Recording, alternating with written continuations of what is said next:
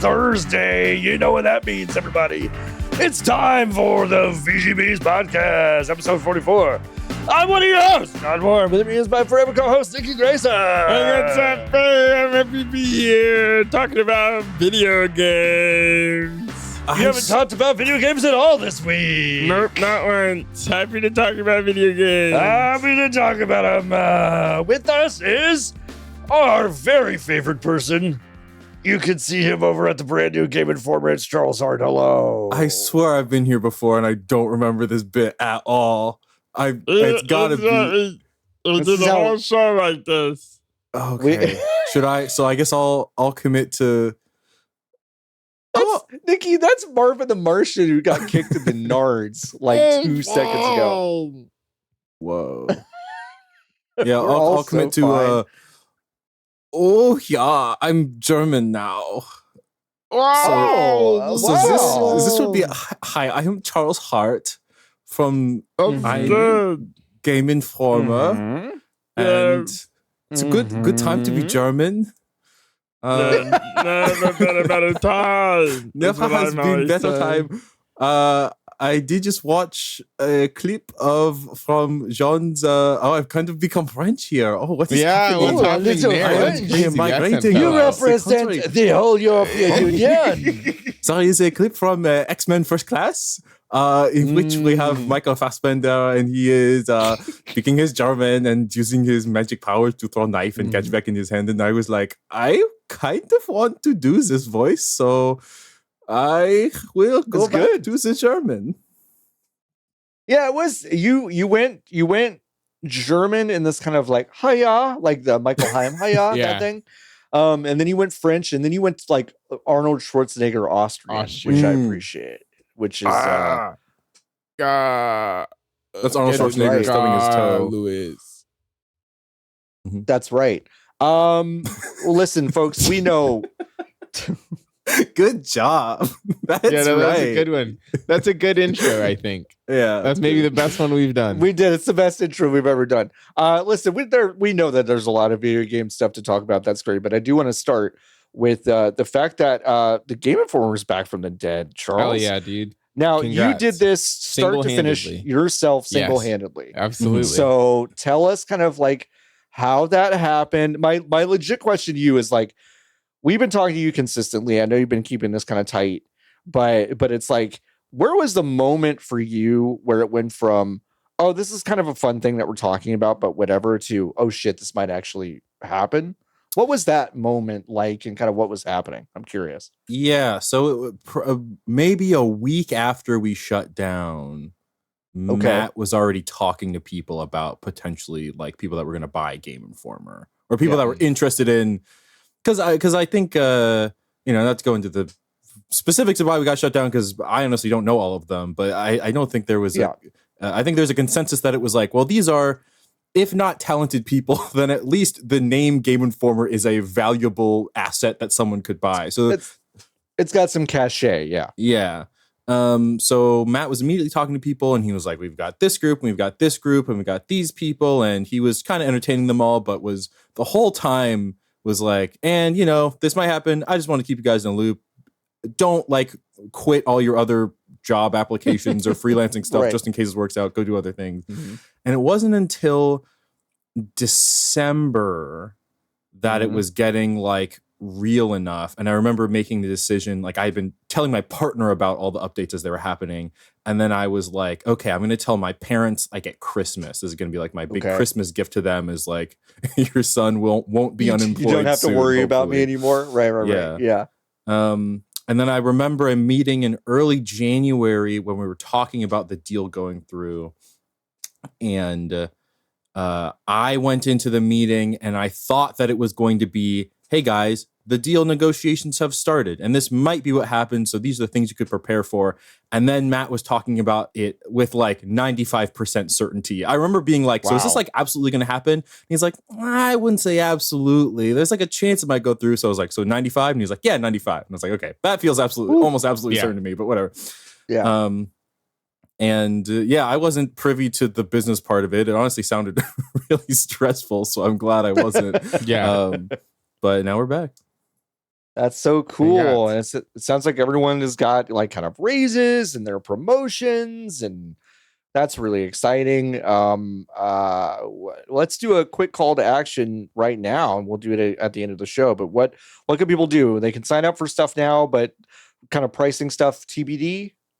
Yeah, right now you can sign up on the website. It's for free. You get very basic stuff, like you get dark mode, and then you get access to. We have a bunch of our magazine archive is there digitally, and I don't think we have all of them, but we have like the last decade or so of Game Informers available digitally if you just make a free account. And then that'll also give us your email. So once we do go in and start the magazine back up, we'll be like, hey, we started the magazine. Do you want one? Yeah, do you want one? You want it in your house? You can have Do you want one? You don't have to go into a GameStop and be harangued by someone. If I don't have to go into a GameStop, I don't want it. That was part of the experience. If you don't want to have to be dragged out kicking and screaming by someone rescuing you from having to sign up for a power play or whatever the fuck that was.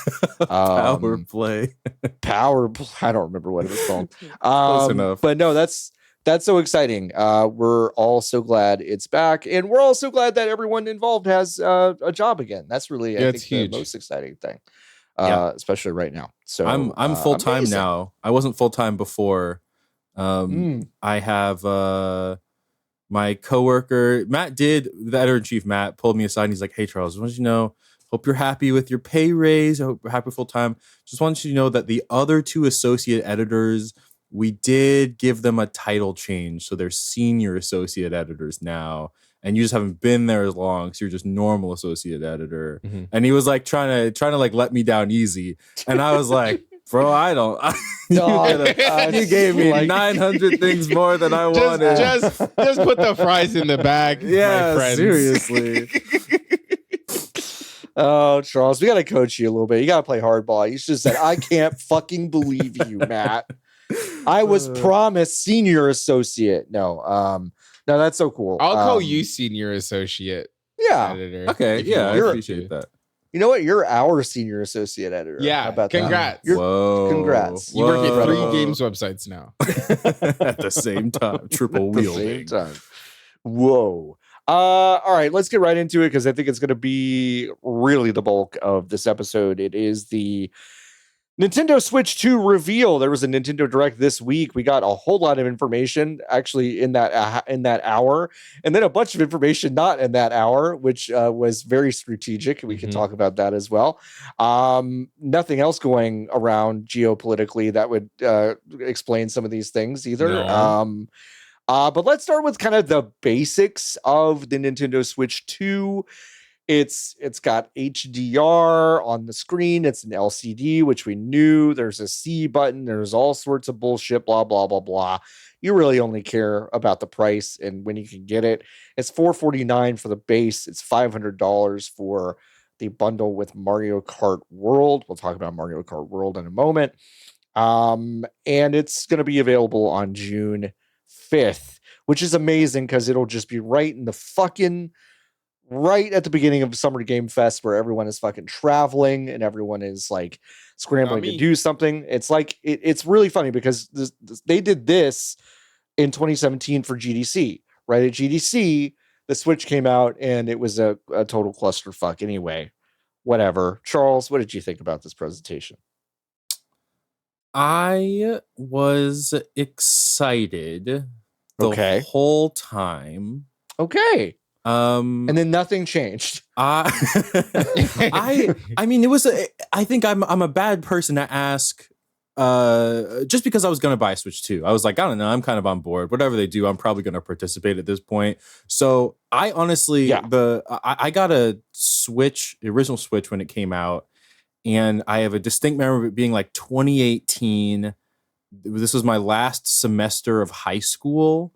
So I had the senioritis. I didn't have a ton going on, and I had my Switch, and I was like, God, I cannot find anything to play on this thing. Like I distinct memory of being bored and depressed, and I'm like, well, at least I have my Switch, and just trying to buy any random thing to make it work. So me seeing this, I was like, yeah, I'm gonna get Switch 2, and it's gonna be cool for like a week, and then I'm not gonna have anything to do. And then they were like, okay, we're going to give you a ton of stuff to do. And now I'm like, oh, okay, I guess now I'm scared because it all costs money. And then I found out it costs a lot of money. So now I'm like, it might not be a lack of things to do, but a lack of money I want to spend on it. But I feel like there's a core here that I am interested in. And then there's a bunch of frills. Like I made a Blue Sky post recently about the camera, which I think is maybe the funniest part of this whole thing that I just don't. It came so early on and then they moved past it and were like, let's just forget about it. We'll talk about all the other stuff. And I'm like, that's crazy though. You're doing Connect 10 years after they stopped doing Connect. Let's dive into that. I think that's good. Yeah. So they're releasing there's an extra button on the Joy-Con, right Joy-Con. I watched a lot of the Treehouse today.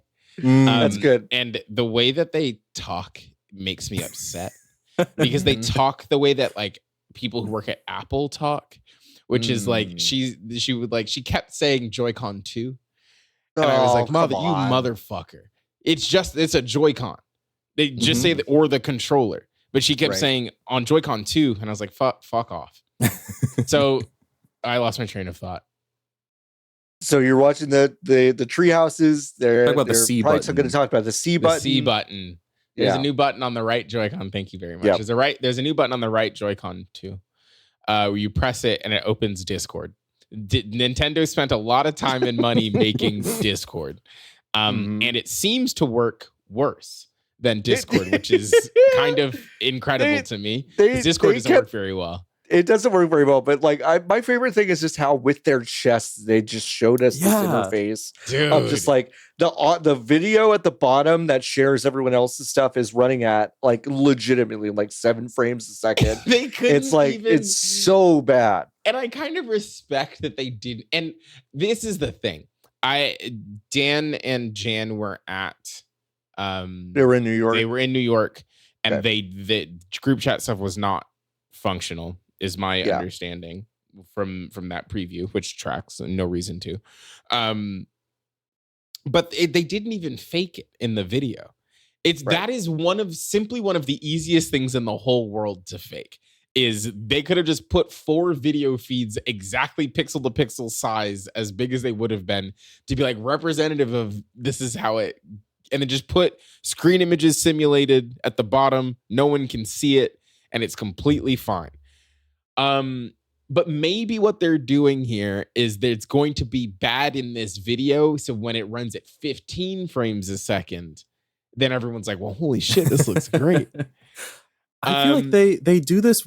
I understand the striving for honesty, and I'm sure there's some laws about like advertising a product they're not going to get. But it is always funny to me when this is kind of a side example, but when they show off like the new Pokemon game and it just looks bad and there's dropped frames in the thing and it's like, you guys didn't even like soup it up for the trailer, like you're showing it us. It looks bad in your you didn't wait, like it's you could have run this on a fucking 5080, like you didn't have to do this on a Switch that you found on the floor of a Cracker Barrel. You found a Switch, an old Switch on the floor of a Cracker Barrel. You just picked it up and said, this is what we're going to demo this shit on. It's crazy. But it all it is it has voice chat built in now. And it has built video into chat. Hey, Nikki, wait. Built into where? Because this was my favorite part of the presentation. Great. Where this guy, and if you're watching the video version of this podcast, which I do recommend for this one, because we're gonna be sharing some stuff. But this guy is sitting on his couch. He's playing with the Pro controller. He is 8 feet away from the dock next to the TV, and he is essentially yelling at his Switch from across the room. Upward-facing single slot microphone on the Nintendo Switch. It is going to sound horrible.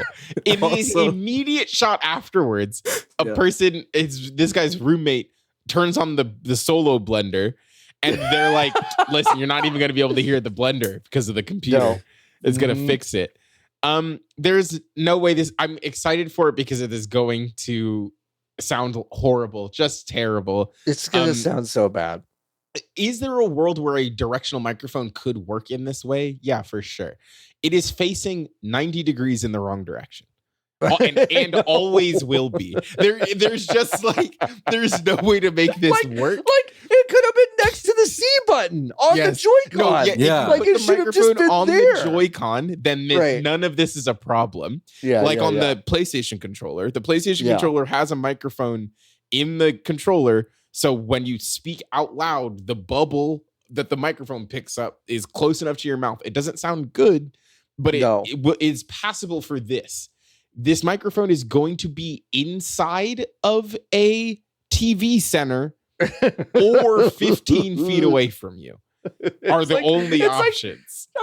I'm just screaming at the idea that this kid has his speakers playing in one direction, a blender in the other, and these fuckers at Nintendo have the audacity to tell you that this idiot's voice is going to get picked up, and it's like, what is it going to sound like? It's just like, oop, beep, because it's going to eat so much of that extra sound because it says it's going to cancel out stuff that isn't a voice. It's like,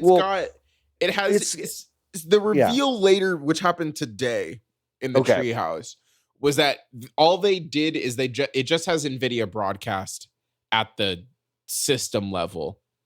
And then NVIDIA broadcast stuff is good. Like it's good. Actually good. When given the overhead, it's good. However, it doesn't seem like it's getting a lot of overhead because it's running at about 8 frames a second. It seems like there's a lot of processing happening. It's goofy to me. No one in these videos wears a single headphones. So no. It's just the guy with the blender that's just like he's as inconsiderate as his other roommate. Like he's just like, okay, I'm gonna scream at my 3 other friends while we play Switch for a while. Is that all right? Sure. I'm gonna make a fucking smoothie right behind your head. Is that all right? And like this is not a living situation that anyone wants to be in. It's unpleasant. The mic also like the mic on the system in these videos is in between the TV speaker and the person talking. Yeah. So there's no way that the other people's audio isn't gonna be like it. You're gonna hear Blender and the other person's voice and also your own voice echoing at an infinite loop until your ears start bleeding. Yes, that's gonna be awesome. I also no, never mind. Oh, you had mentioned the camera, and we're showing the camera on the video version now. It is just a single stand, what looks to be kind of like a really, really standard webcam from about 7 years ago on a stand, and it's got to be 720p. It's about 720p. It has to be 720p. And the thing that because it has NVIDIA broadcast at the system level, it can cut you out on a green screen that isn't real. Like it just cuts you out, and then it can overlay you onto your video feed, or it will do things like the fucking iToy did on the PlayStation 2, which is put you in the game. And they show it off in Mario Party Jamboree, where you can get a live video feed. Now, this is the only implementation of it where I'm like, this is fun. Except the video is going to be so bad and so choppy and so delayed because it's going through Nintendo's servers, right? That it's going to be basically pointless. When they showed this though with Mario Party Jamboree, I was like, well, it would be really fun to see someone's face as at the end of the game, because I haven't played a Mario Party game in forever, so I have to assume that this is something that still happens. You just do that star exchange at the end of every game where it's like, okay, like for whatever reason, this person stars or now this other person stars. Seeing that face in real time, priceless. Like that's so good. I'm really happy. Did you see this one? I did see this. Nikki is now showing us the Piranha Plant version of the camera, which I am honestly floored they didn't show this one during the video, because it would have been much more charming. Yeah. There is something though more insidious about this, because it doesn't necessarily look like a camera. So no, it doesn't. Yeah, that's true. So that's true. It is kind of like nobody wins. Nobody's gonna buy this. Like I don't know who this is for or what it's gonna be. like online was like, who is this for? And I saw someone like, oh, I think kids will like it. They'll like being streamers or something. And I'm like, they have cameras. Every device you own has a camera on it. You don't need to buy a separate worse camera. Like the main a separate worse camera that can also expose you to your child being in front of a camera to a stranger. Feels like a non-starter for folks. And especially when it is $1 million. Yeah, like everything packaged. Like even if you're just getting the console and one game, that's $500. You're gonna spend $50 more to see someone's face when you play Mario Party with them. You can just FaceTime. It'll be fine. Yeah, and it'll sound better if you use FaceTime. It feels like such an overcorrection on their part after kind of getting lambasted for them being like, well, just download an app on your phone. And then that's how you do voice chat. It feels like a gross overreaction to that. But also, I think the thing that is interesting to me is that Nintendo seems like they are trying to get off of other people's shit. Right. Which I respect and understand. Like, I think the easiest like interpretation of Nintendo today is that they loved Twitter as a company, because I do actually think that they did, because they were big on it. I would actually wager that they were bigger on Twitter and had more of a presence on Twitter than Nintendo or than Sony and Microsoft do. And then they have watched that fall apart as not a reliable way to inform people. So they said, fuck it, we'll do it ourselves. We'll just build Nintendo Today. And now they have their weird Nintendo calendar Today, app. an app. And which is funny, because it's like, I think like 328 days a year will be like, on this day, Daisy wore a slightly different shade of yellow in this game. And then like for like 40 days, it'll be like the new Zelda's coming out, and it's coming out in like 2 days, you know, or like, I mean, just shit that like, you know, is massive, but you have no idea what's what. You don't know. And I think that like, that's the point, right? Like if you download it, they want you to kind of be drip fed on the anticipation of big news. But this is also like, Discord is on the PlayStation, on the PC, on the Xbox. And they, I'm sure, had a meeting with Discord where they were like, hey, we can just put this on here. How's that sound? And Nintendo said, we're okay. We'll build it ourselves. And then they built it themselves. Now, considering Discord's about to IPO and get a lot worse. So that's the thinking, right? It's like, I'm sure Nintendo was like, I'm not sure if Discord's gonna be around in 3 years. The Switch 2 will be around in 3 years. Would you rather have they're damned also on the Switch 1 right now. Like the Twitter, the Twitter integration to share clips was huge for this Switch. It was especially huge through the pandemic. Yeah. And now doesn't work. And now you have to like do some weird horse shit. So they don't want that. Like they just don't want to do that. So they built it themselves. Build it beautiful. Charles, any other thoughts on the camera? You had brought up the camera before. No, I think we got it. I just think it's silly, and I like that they put it like right at the front to kind of like get it out of the way. Like everyone making this knew that it's like, this is not the exciting part, but we'll put it at the start where like people are paying really close attention, and then when we need to get their attention back, we'll be like, there's a new Kirby Air Rider game. It's like, whoa. I'm gonna press this button so many fucking times and they get mad. That's true, actually. I know. Fucking suck. I know. They even showed this. They even showed this part where it's like, this guy, like, he does this thing where he's like laughing with his friends, but he's also like, listen, I have to take a phone call. Like, I have to get off and I have to take a phone call right now. And so he just hits the C button to mute himself, and then he gets on his very important phone call. And I'm just like, I will always fail to do that. I will HIPAA violate myself so bad with 3 Nintendo Switch friends, because I just won't do this, because I'm not used to this at all. I don't know.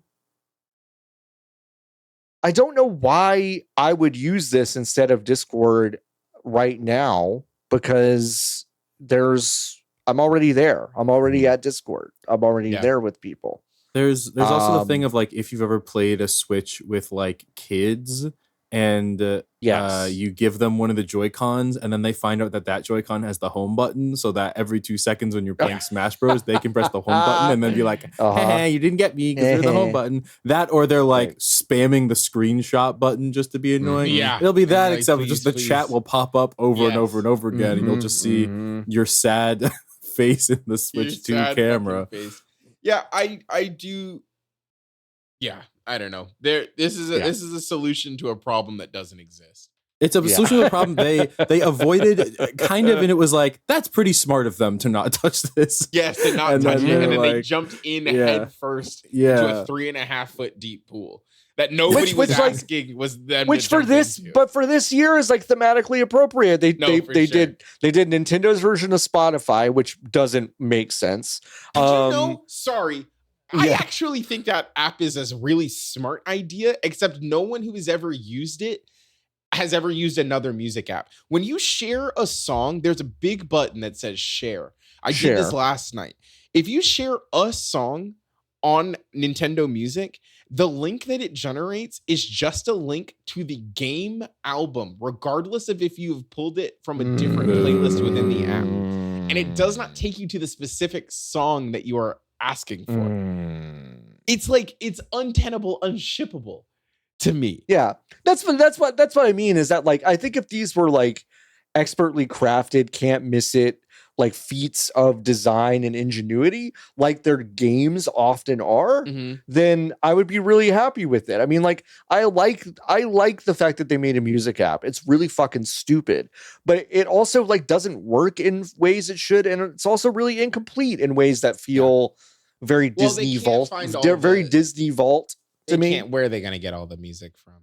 Where are they going to get it all? I guess, because they'd have to ask somebody, and they don't. Yeah, they're like, we're gonna upload half of Kirby Forgotten Land. You stupid motherfuckers! Why? They don't know where the music is. There's nowhere they can go get the music. They can't. Doug Bowser flushed it down the toilet on accident. They can't find any of it. This is the same thing for me. Not. I keep doing segues, but we can come back if you don't want to do. No, it's okay. No. Segue is good. This was a vein that we mined with the GameCube on the Switch stuff. They're like, hey, you know these Pokemon games that are like hundreds of dollars because they've never been able to find before? It's a thing where it's like, I'm excited, I can play those games. Or there's like a Fire Emblem game that like you'll go to a convention and it's like, here it is, it's $300 because that's the cheapest one you'll find. And it's like, on one hand, I'm like, thank goodness these games are finally accessible and you can play them. But also, it's a problem they created by never re-releasing in any capacity. And also, the solution is pay us forever. If you ever want to play this game, give us money for the rest of time or until we decide to stop supporting the service.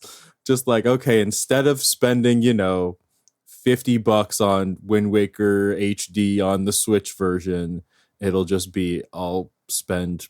And it's so $20 forever, or $10 or whatever forever. The thing that's so nuts and is so infuriating to me about the GameCube bit, I'm excited for the GameCube stuff. I think this is going to be good. I am excited to play. Honestly, this is that's kind of my thesis of the entire thing. Of like, I'm really excited. There's also something fundamentally stupid about almost all of it. Anyway, like when Odama, the first drop, I hope is Odama, which is that game where it's pinball except you yell at it. Like, I think that would be great. Because that would be a delightful way to use the microphone. And like put in older Mario Party games. They're not going to do this, but like if they put in old Mario Party games with the microphone stuff, that would be cool. Wind Waker is such a nuts one to fucking celebrate that you have done, because you made the game. It would be different if Wind Waker HD was just a visual aesthetic change. Was just a straight up port. Right. They fixed the video game. It was great already, and also the conversation about it was there are literally 20 hours of the game that are bad to play, and it's still incredible. And what they did was they said, you know what, you're right, which is so rare for them. They said, you're right. Really rare. We will Yeah. fix it. And then they fixed it. And then they said, did we though?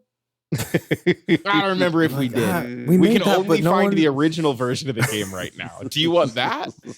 That game must have sucked so bad. No one ever wanted to buy a Wii U, so we'll just go back to the normal that one. had to have been what it was. Yeah. Also, I can see on the screen here Mario Sunshine, which is like you can have it on Switch, except only for like 4 months, and then we'll 4 months. never sell it again. Yeah, I don't know. It reminds me of Animal Crossing New Horizons. You start out and you have like one line of inventory space and it sucks. It's so annoying. You have to like put stuff on the ground to pick stuff up. Yeah. And then eventually you're like, I've saved up enough bells to get the backpack. And it's like, the game made that problem. They could have given you the backpack the whole time. It's only satisfying because they made an unsatisfying designed thing. That's what a lot of this is. Or it's like, you made the problem. I'm glad you're solving it. But like, anyways.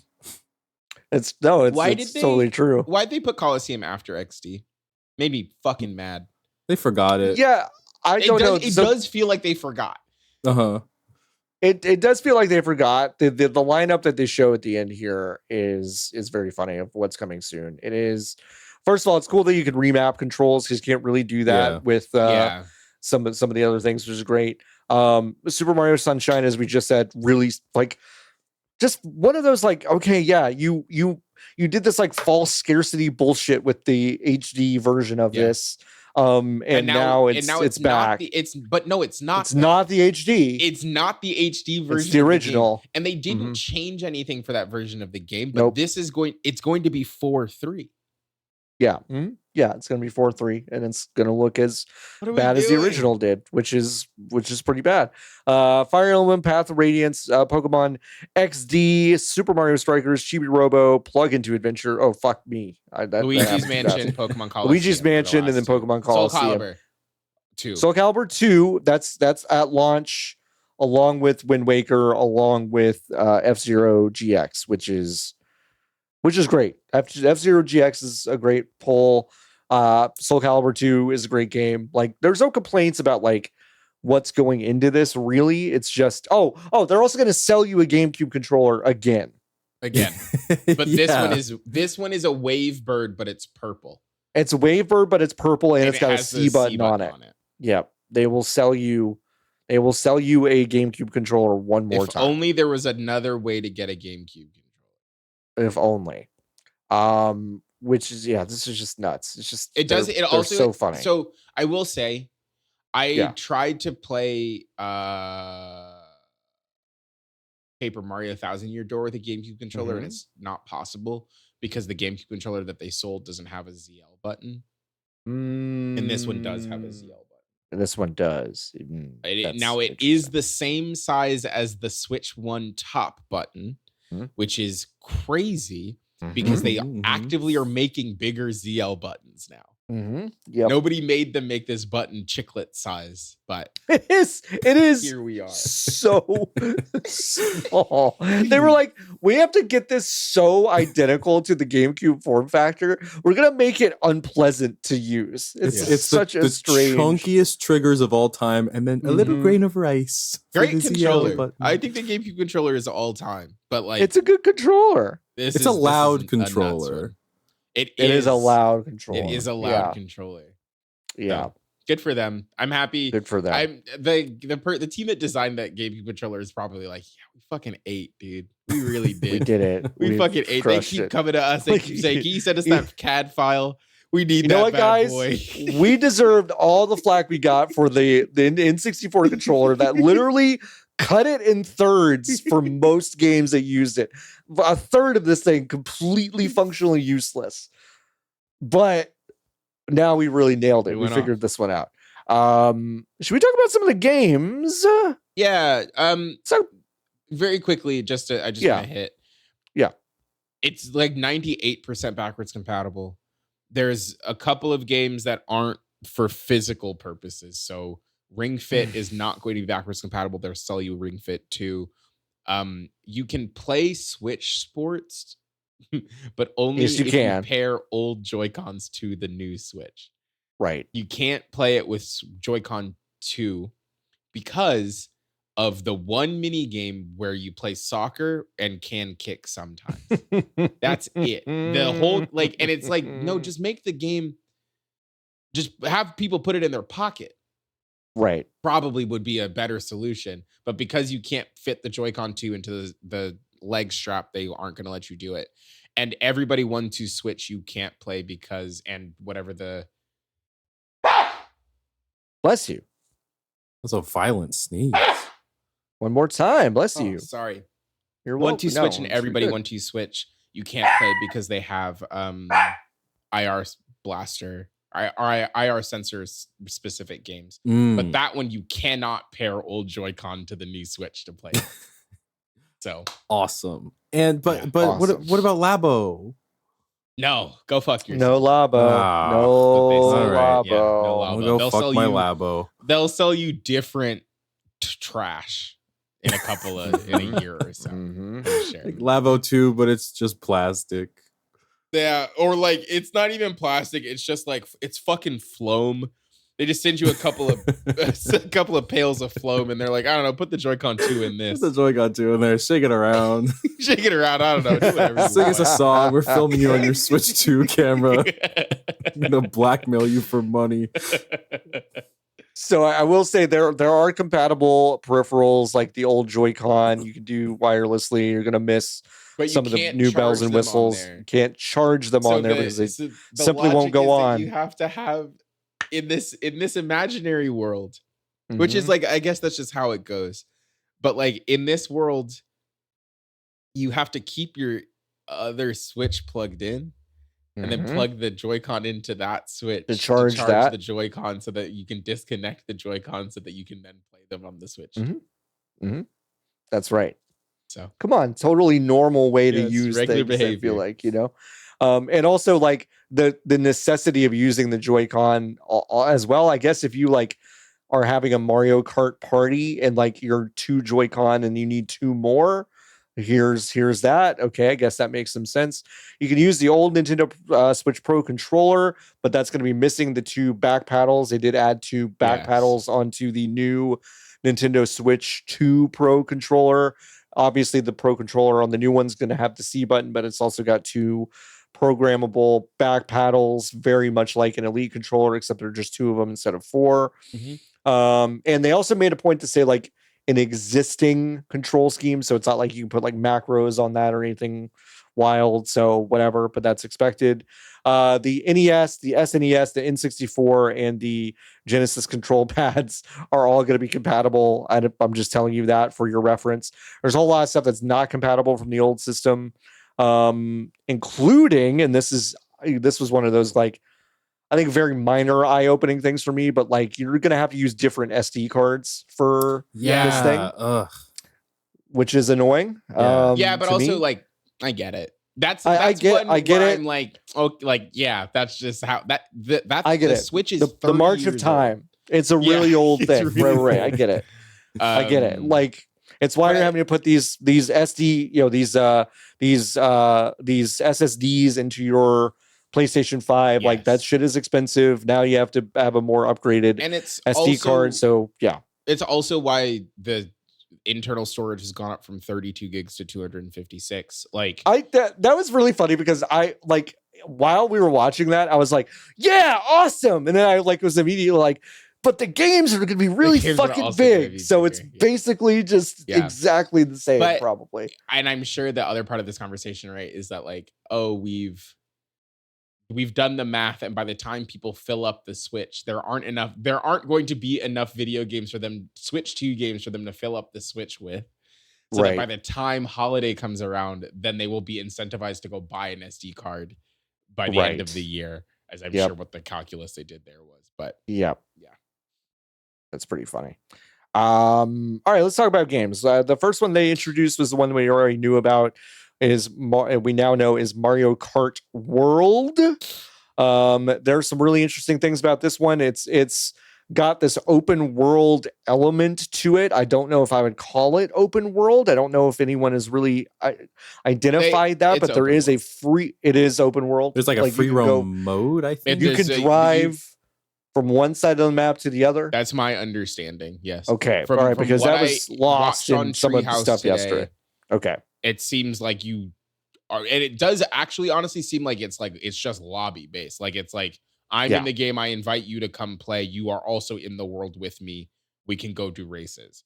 The other thing, obviously, because these treehouse segments are like, they're so scripted and they're so specific.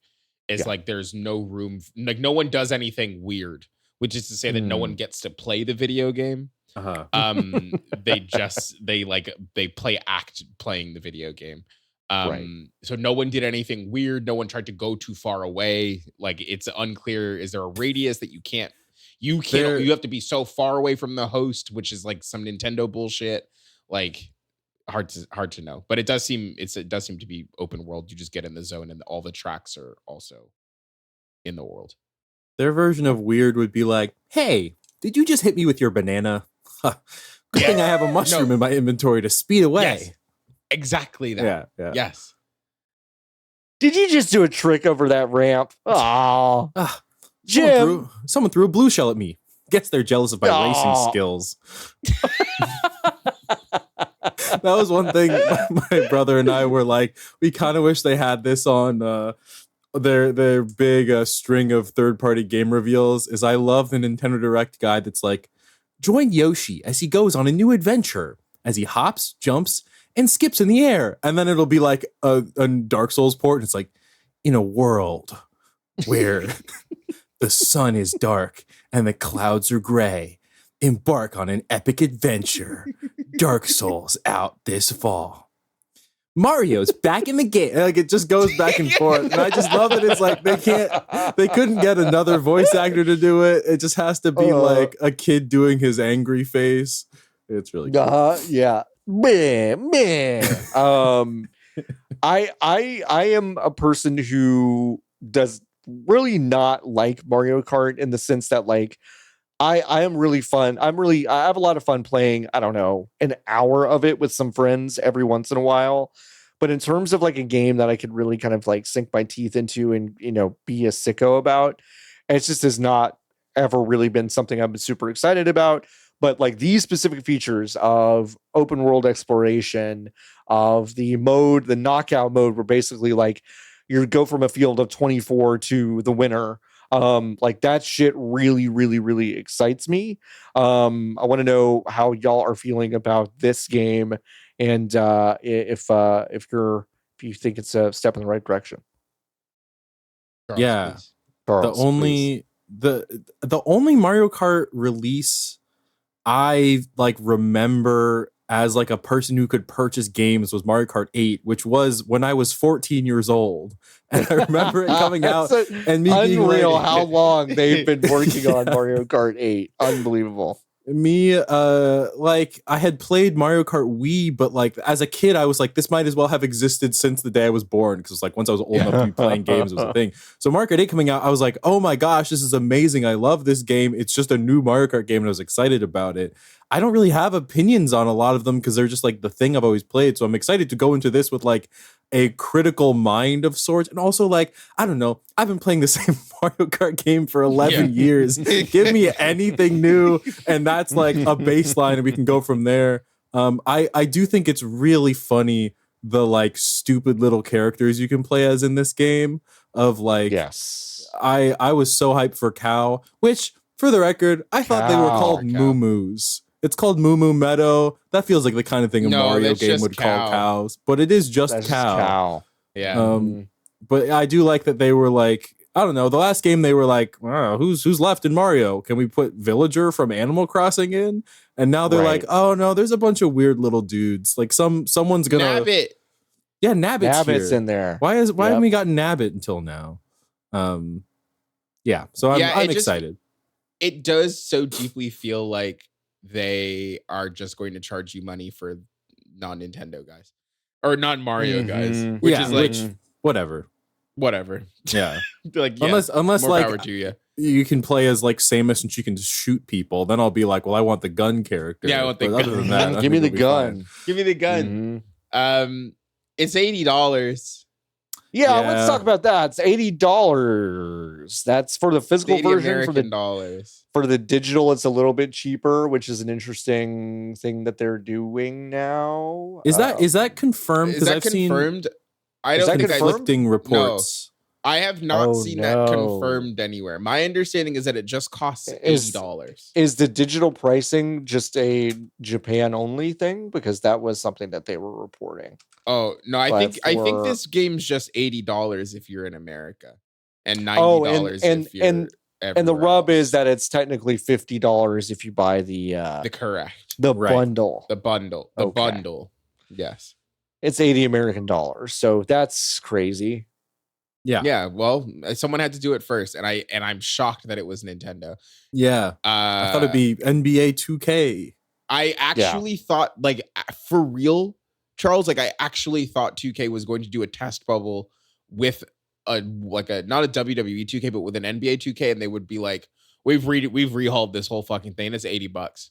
Yeah. And then they would then be able to have that math to say, okay, is Grand Theft Auto $100? Mhm. But Right. there's no way to, like, the fucking bigwig suits at 2K didn't go into the office, snort 150 lines of coke, and just give each other the coolest hand job high fives you've ever seen. Because they were like, we can charge $100 for Grand Theft Auto now. Yeah, no. It is weird because Nintendo's like I don't know, they have like the straight-laced persona in a sense. So them doing it is a like a green light for lots of other companies that are, I don't know, maybe more justified. It's also a game, like, the thing that sucks about Grand Theft Auto being $100 is like people will pay it. Like, I think that's what's exactly. frustrating is Right. like you make I don't know, a random game people don't care about as much, $100, and it won't sell very well. But when you do it with games that you know are already going to sell well, they'll be like, look, we can make games $100 and it's fine. And then it'll, you know, become a trend or whatever. And just get dumb.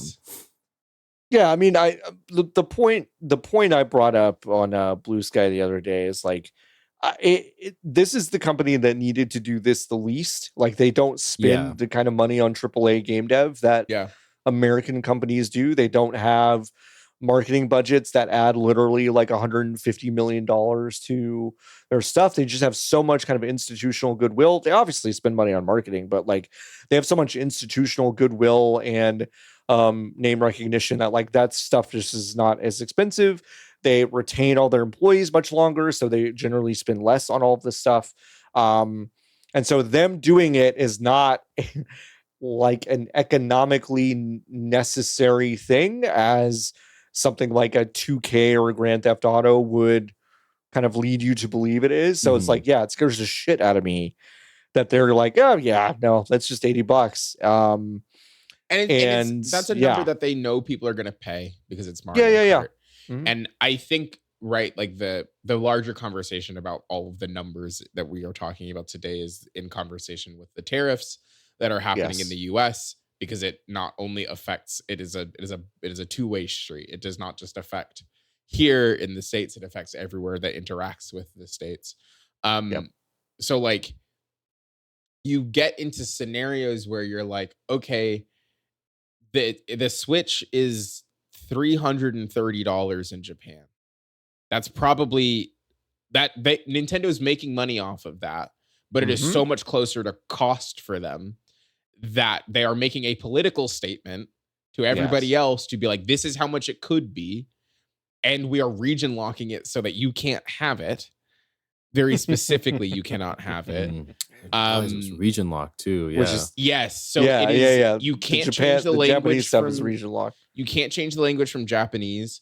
You can play games from outside, but you cannot play the games that you buy in Japan cannot be played on non-Japanese Switch 2s. So the whole thing, like if you buy a Switch 2 in Japan, you can basically only use it in Japan. Which like, you should, not to be crazy. You know what? You probably we deserved it. Yeah, you probably should be doing that. And then the math that Nintendo did was like, okay, these tariffs are going to come in. They're going to be crazy. They're going to use Chad to figure out what the numbers should be. And then, and then they did. Multiply the money in my wallet by chairs at my table, and then let's go ahead and just do that for turkey. Turkey, yeah. Turkey 78% tariffs. Interesting. Okay. I'm mad actually that Target doesn't buy stuff from my house. Because I go to Target and I buy Nikki, stuff, I'm sorry, right? but we're like a day away from Donald Trump saying something like that on TV. Well, I just don't understand. I just don't understand. We should, Best Buy should be buying electronics from you. That's not a Trump impression. That was more of like a Bernie Sanders impression. It was Bernie. Was that It was Bernie. That was Yeah, weird. that was Bernie. That was Bernie at the Best Buy. That was Bernie doing Trump, I think. Yeah. So they did the math and they said, okay, we don't know exactly what this number is going to be. We do know it's going to be crazy, though. Right. The space we have to have people come to us and say, wow, thank you so much, Nintendo. You made it cheaper because you listened to us. Mm-hmm. That goodwill gap is probably about $125. Probably. So they said, well, we'll just ship them over now, which is what they've been doing since January. There are at least in January they shipped. Grub was talking about it this morning on Game Breaking News. In January they shipped 350,000 units to the States, and assuming things went well with that shipment, and it seems like they did, they have continued to ship consoles here because they were like, well, they don't like China in America, so we'll move the shit to Vietnam because we make everything else. People make everything else in Vietnam, so it can't be that bad. And then, did anything happen with RE Vietnam yesterday? I'm just gonna really quickly look at my phone. Yeah, Google America, Vietnam, and see if there's perhaps some kind of history. Go ahead. So that's my camera got too hot. I'll turn it back on in a second. That's all right. So that's what the number is, right? They saw that there is a gap of uncertainty. They identified the top of that line and they said, we're just going to put it at the top of the line because it gives us more space to go down if the climate changes, because people are going to spend the money now.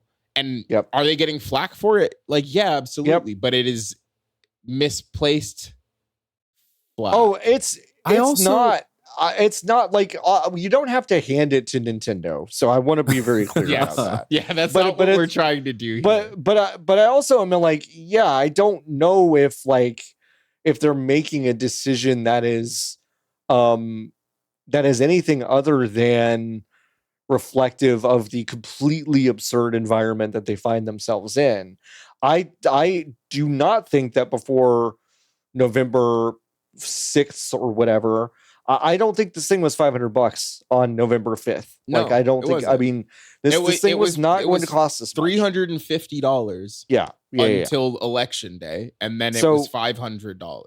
You can get mad at Nintendo, and that's fine. I don't really care, but it's like your reasoning for it is misplaced. I also feel like Mario Kart being Whoa! Now Charles's camera got myself out of existence. Oh no! Nikki and Charles both have been blinked out of existence. Go ahead, Charles. I'm gonna say my point, and then I'll swap this camera battery. That's all right. You're good. I think Mario Kart being $80 is more upsetting than the Switch being $450. And I think it's like a weird. I agree. Like, I think they could have gotten away with even making the base Switch $500. As crazy as that is, people have been like, man, but it's like new. I don't think people have a mind for what new technology might cost. So I think there's a version where that's like acceptable. It's the fact that they're going to be consistently selling you products that might cost more and more and more. Like Mario Kart being $80 is a symbol that they're like, everything will cost more from now on, potentially. Yes. Where a console costing more is like just maybe a little bit. So it's like a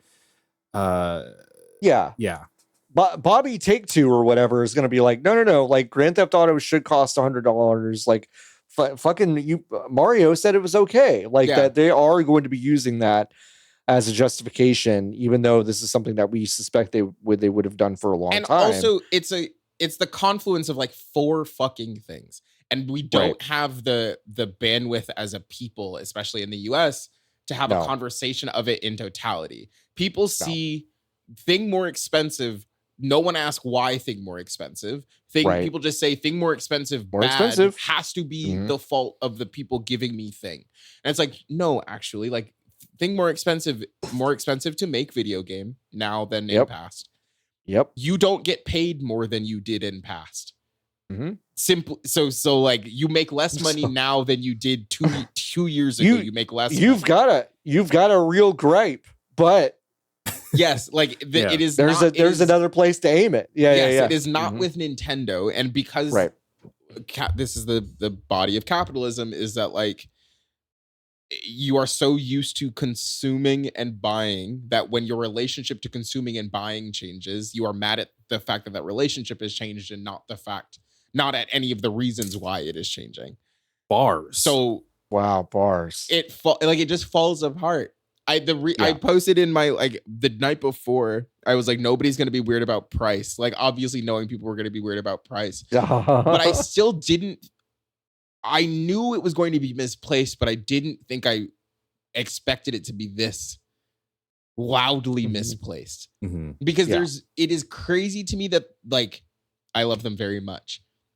Aftermath ran an article yesterday that was like they said like nah or like whatever. Yes, it was like nah, I'm good, and I'm like no, nah, I'm good. Like yes, I understand and respect it. That's not okay. I'm not gonna like if you're like I'm gonna buy a Corolla instead of a fucking Camry. I also too am going to be like nah, I'm good. Like yeah, for sure. That's not the conversation we need to be having. The conversation we need to be having is that like people are reading these websites and people are having these conversations, listening to these podcasts, and the conversations that they are hearing is wow, it sucks that this thing is $80, but no one is like, well, yeah, it's because XYZ, ABC, DE, and F also, right? Like. I don't know. I'm gonna turn my camera on and stop talking. It's like we expect we expect a lot of nuance, I think, from each other when we talk about each other with this stuff. But we often, and I mean this is the royal we, is like, large audiences. Our community on this podcast, like, is obviously they've got their finger on the pulse of this stuff. So it's like, I'm not really talking to them. But like, I want us to start talking about this stuff in a way that begins to educate a larger, broader audience on this stuff instead of just being like shouting into the ether about like, but it costs $80. It's like, it's like this is a culmination of a bunch of bullshit that, like, if you've been paying attention, this is not a huge surprise. And also it seems sudden because also the circumstances of our own fucking government and economy have drastically changed over the past 2 months. For so long, changes. And like I mean this in the loosest way, because obviously the thing I'm going to say is incorrect, but please just stay with me. For so long, when the United States government makes a change, it doesn't affect you. Right. You know? Yes. It affects somebody else, but it doesn't particularly affect you until it does start to affect you. Yep. You will be gang in a month and a half. You will go into the grocery store and they won't have mangoes anymore. Yep. Straight up. There just won't be mangoes. They won't be there. We have not experienced like there was this is like the most privileged thing I'm about to say. There was a period during the pandemic where Mexican glass importing was stopping me from being able to get boxes of Topo Chico. Yes. And I Nikki, you would have thought I was like like in the rubble of a Haitian earthquake aftermath. Like you would like, I'm just like, dude, this is not the country I grew up in. And I'm just like, wow, like we've really got to check ourselves. And it's like, we're about to get checked pretty fucking hard. Pretty hard. But then we don't have the royal have the wherewithal to say, okay, video game $80 now, but don't have the wherewithal to go, why video game $80 now? It's just stuck at step one, which is just the anger and not the critical processing required. Right. Anyway, Tears of the Kingdom is getting enhanced frame rates.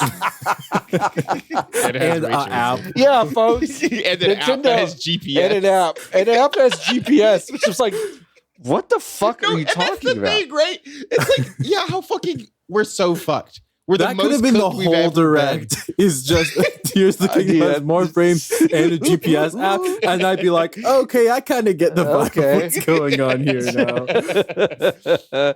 We're so cooked, but they also put a GPS in the Zelda game.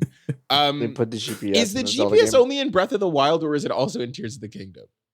It's in. It's in both of them. It's in both. of them. It's in both. Okay. The only thing that's different is that you can now share your auto build. This is actually Yes. cool.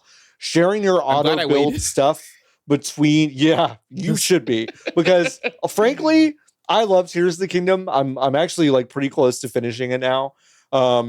I love this game, but my least favorite part is it's like build a hover bike with just 3 ingredients. But the thing is that you kind of have to build it perfectly. Like you kind of have to really fucking like look. It's like you have to match up the pixel. Is the fan actually pointing this? It's like fuck. And now I can just download like some idiot, blueprint, and I'm like, okay, I don't have to use Toyota's hover bike that they made for Tears of the Kingdom. It looks really good. It looks really good. Really good. Like this with high frame rate was just for the perverts who would spend a lot of time doing emulation and doing a bunch of stuff in Yuzu. Like me who waited. Yeah. Like I never messed with the Yuzu stuff because once I tried and I was like, nope, too complicated for me. So I never did that stuff. This is basically those versions. They look better. They run really well. So if you, for whatever reason, did not play Breath of the Wild or Tears of the Kingdom, or just haven't played them in a while, this seems to be kind of your definitive way in. But also, if you haven't played them before, it will be $80. It's $80. It's $80. It is $80. Because you gotta pay $60 for the game and $20 on top of it. So crucially, it will be $80. Yeah, I don't know if maybe just get the Switch One version, but it's fun. No, it's for sure. It's so insidious. Like it's just insidious. They could have done a first year, this shit's free, and then just so you can see what it's doing. Yeah. But they did that, Nikki. They did that with Game Chat. Oh, that's you get free Game Chat. Imagine, is Game Chat going to be an extra on top of NSO? It can't be. And I'm not saying that as it won't be. I'm saying it can't. I'm saying Charles can't handle that. I'll get really upset. The thing I don't understand is they have to roll it in to NSO, and then NSO has to get more expensive, because there's not going to be a world where you can just get Game Chat and not have NSO, because then you can't play any games online if you don't have NSO. Right, yeah. Yeah, they could make it the expansion pack, or maybe they get really weird with it and they add like a second expansion pack. It's not free. Hold on. Yeah, wait a minute. Who is it free for? It's not free for anybody. You have to pay for NSO to play video games online on this Switch. So is it just it's just if you're playing separately from people games? If you and 3 of your closest friends want to get into Breath of the Wild for the first time, now you all spend $80 and say, no, I'm not gonna call you, I'm not gonna use Discord on my phone, I'm gonna spend $50 on a camera. yeah Give me the piranha so I can not tell people who visit. Yeah, that I have a camera in my living room pointed directly at the couch. In their living room. Oh, that's just the couch cam. That's just couch cam. It's interesting.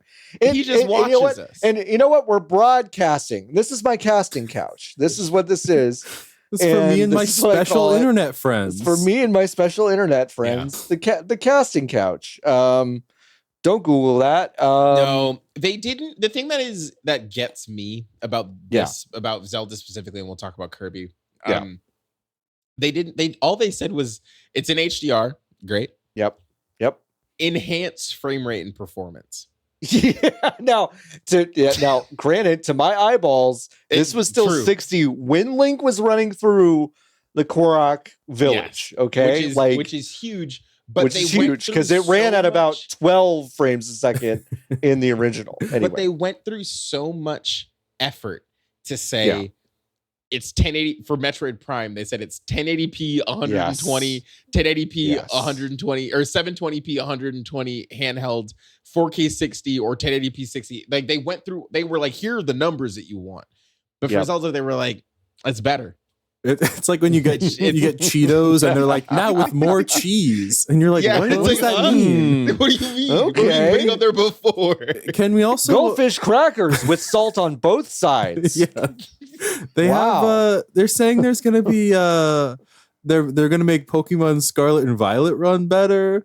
I would love to see that. I would love to see what that means. Does that mean it's going to be? Is it going to be reasonable? Is it going to be like a normal? Like my partner, I got her to play.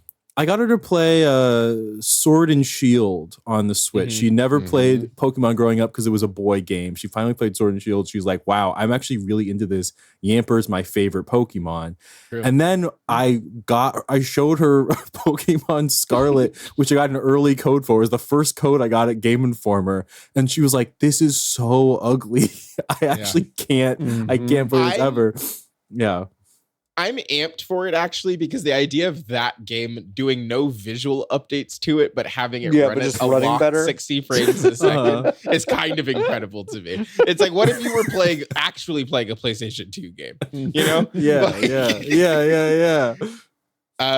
They are, so the things that we were talking about are Nintendo Switch 2 editions. Which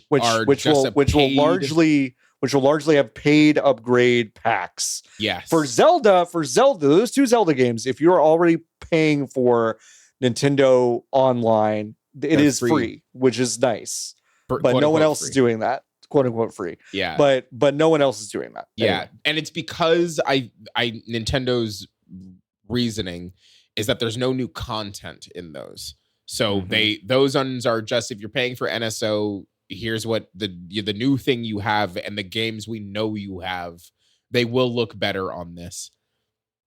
For Kirby, there's a new world. There's new content in Kirby. There is new content. So that one's paid. There's also, I was going to say the Pokemon ones for Scarlet and Violet are free. But then the new Pokemon is they're just enhanced. They're not a it's not a Nintendo Switch update. Yeah, correct. Yeah. Because it's like the 360 emulation situation where some of the games are just like they're running now, and then some of them are like we went in and we like the game like Mirror's Edge. Like Mirror's Edge runs on the 360 normal, but on backwards compatible is like runs at 60 frames a second and has a HDR. Like they went in and they did stuff to it. That's what they're going to do to Scarlet and Violet. And for ZA, it's a Nintendo Switch 2 edition, so you will pay more money to get that extra stuff. So there are 3 tiers of video game now on the Switch 2, which is not confusing at all to anybody. Not confusing at all. The Metroid 4 Prime Beyond. Jesus, you want to take that one again, Jordan? Cut that out. Yeah, sure. Cut that out, Jordan. The Metroid Prime 4 Beyond Nintendo Switch 2 edition will actually go up to 120 FPS at 1080, which is pretty cool. 60 FPS, 4K HDR. You can also, and this is a good segue, use mouse controls with the Metroid game, meaning you can essentially just use, first person shooter. You have a joystick in your left hand Joy-Con. You're using your right hand or left hand. I guess you could just do either one with the mouse, which I have seen some people play today in their preview event stuff. And kind of cool. You don't have to tell the game you're going to do it. No, it just once you tilt it and do it, it'll just switch to that control, which is pretty cool. Which is nice. So in the treehouse, the guy that was demoing it also like get good at the fuck. Not to be crazy, guys. I know, right? But like, holy shit. Wow. Maybe play Metroid it for Prime 5 4 minutes Beyond is a challenging adventure. I'm really being pushed to my limits here. Oh, let me grab a health pack. That'll restore my HP. Right? Yeah. Back in fighting shape. That's so true, Back Charles. in fighting shape. Yeah, you can just tilt it over and do it like you said. I don't know how I feel about analog stick in one hand and mouse control in the other. That feels whack to me. And also, what world? Where am I playing this video game this way? Yeah. Like, Are where you in sitting my house at am a I playing the desk? video game this way? You are well, one, because we'll get to this when we talk about the very surprising wheelchair basketball game that's coming out for this. Oh yeah. Which we'll get to that. Well, one, you don't have to do this on a flat surface. You could do this on your pants. Patrick Klepek this morning wrote a blog about the fact that he's basically just played drag drive, which is the wheelchair basketball game, on his pants. On his legs, and he wondered aloud how many people had torn up their pants playing it this way. And it's like, so you can use really any surface. The question I have is, why would you? Really need because right now I'm sitting here, I've got a big mouse pad, I'm in front of two monitors. I sometimes play games on this monitor hooked up to a capture device, but most of the time I'm playing games on a larger monitor that is over here. Yeah.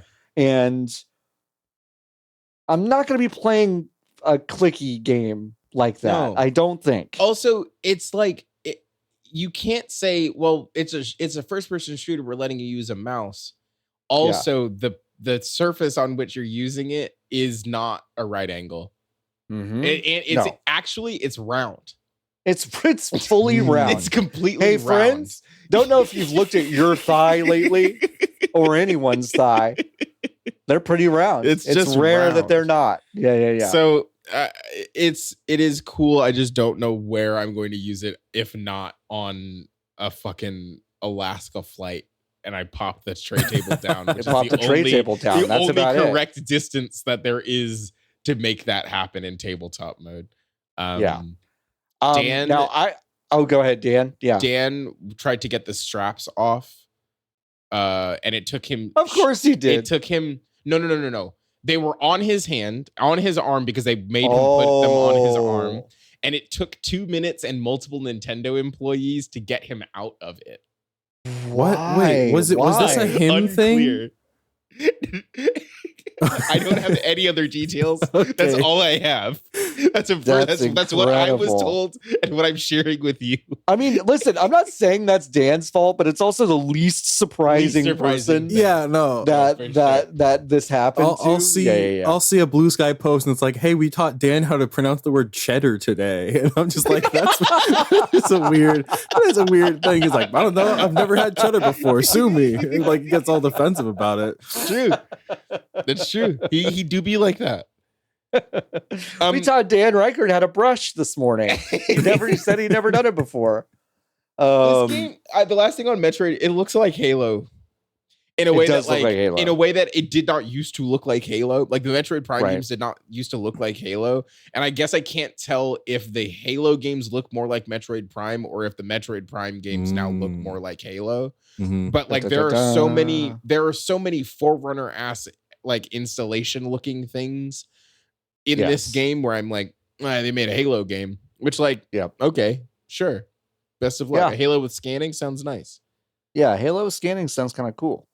These Metroid Prime games are great. I really love them. I am excited for this. I'm definitely excited for the Switch 2 version, which does legitimately look like a much bigger improvement in terms of visual quality. Looks really good. Looks good. Looks really good.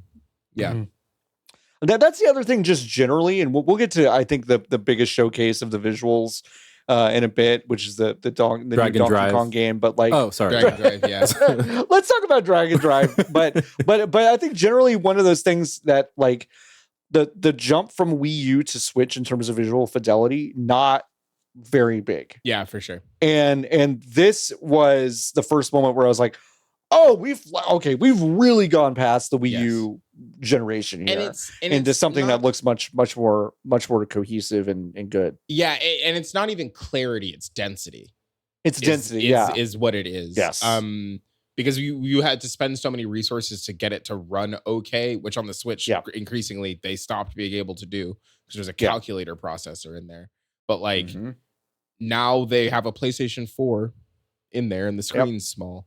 And there's a PlayStation 4 and we have figured out with DLSS and FSR, like all of these like AI in the non-generative sense, like ways to make video games look good. Like no, like these things look great now. They look really good. I joked when they started to first show the mice stuff. I was like, oh, it'd be sick if you could play a game with like 2 mice, the forbidden configuration. And I was like, but that won't be a thing. And sure enough, they showed us a trailer for a game called Drag and Drive, which is terrible. Which is a wheelchair basketball game. I'll say it, emotional when I saw that this existed. Yeah. But then also kind of like, and this is a twofold thing, and I want to be very clear.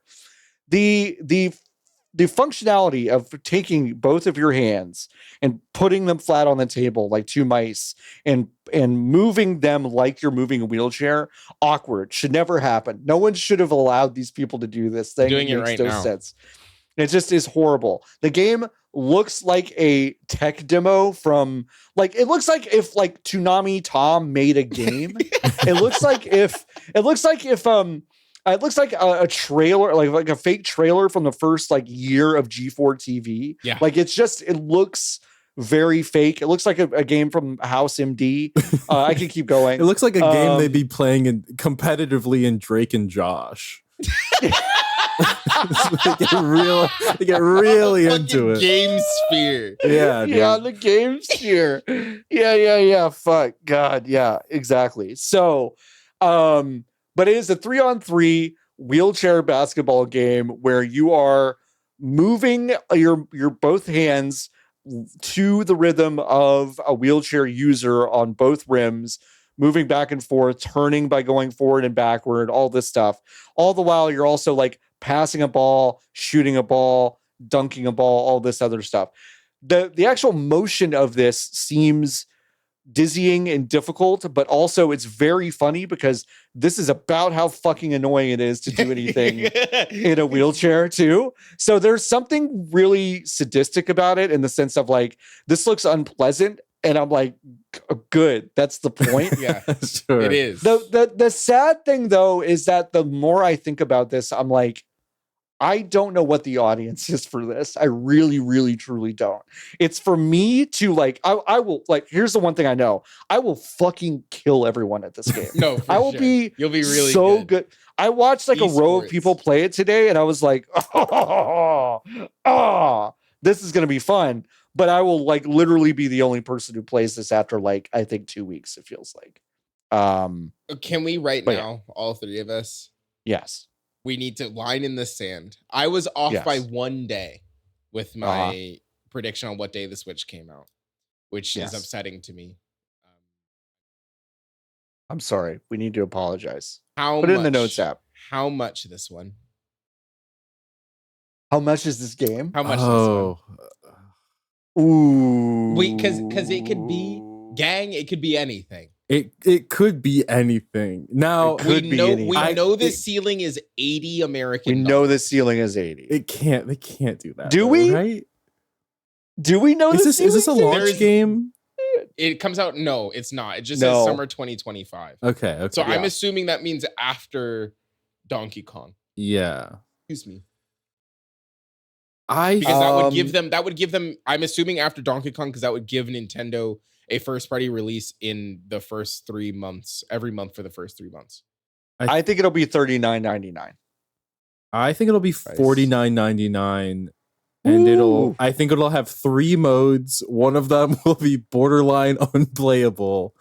One will be like the main mode, and then one will be some that like sickos are really into, and then they'll like advertise it having a bunch of features, but it's really just like you can listen to the music and customize the ball color. But no, I'm feeling this feels like a Switch Sports to me, I guess is my thing of like. No, but the thing about Switch Sports is that it's good.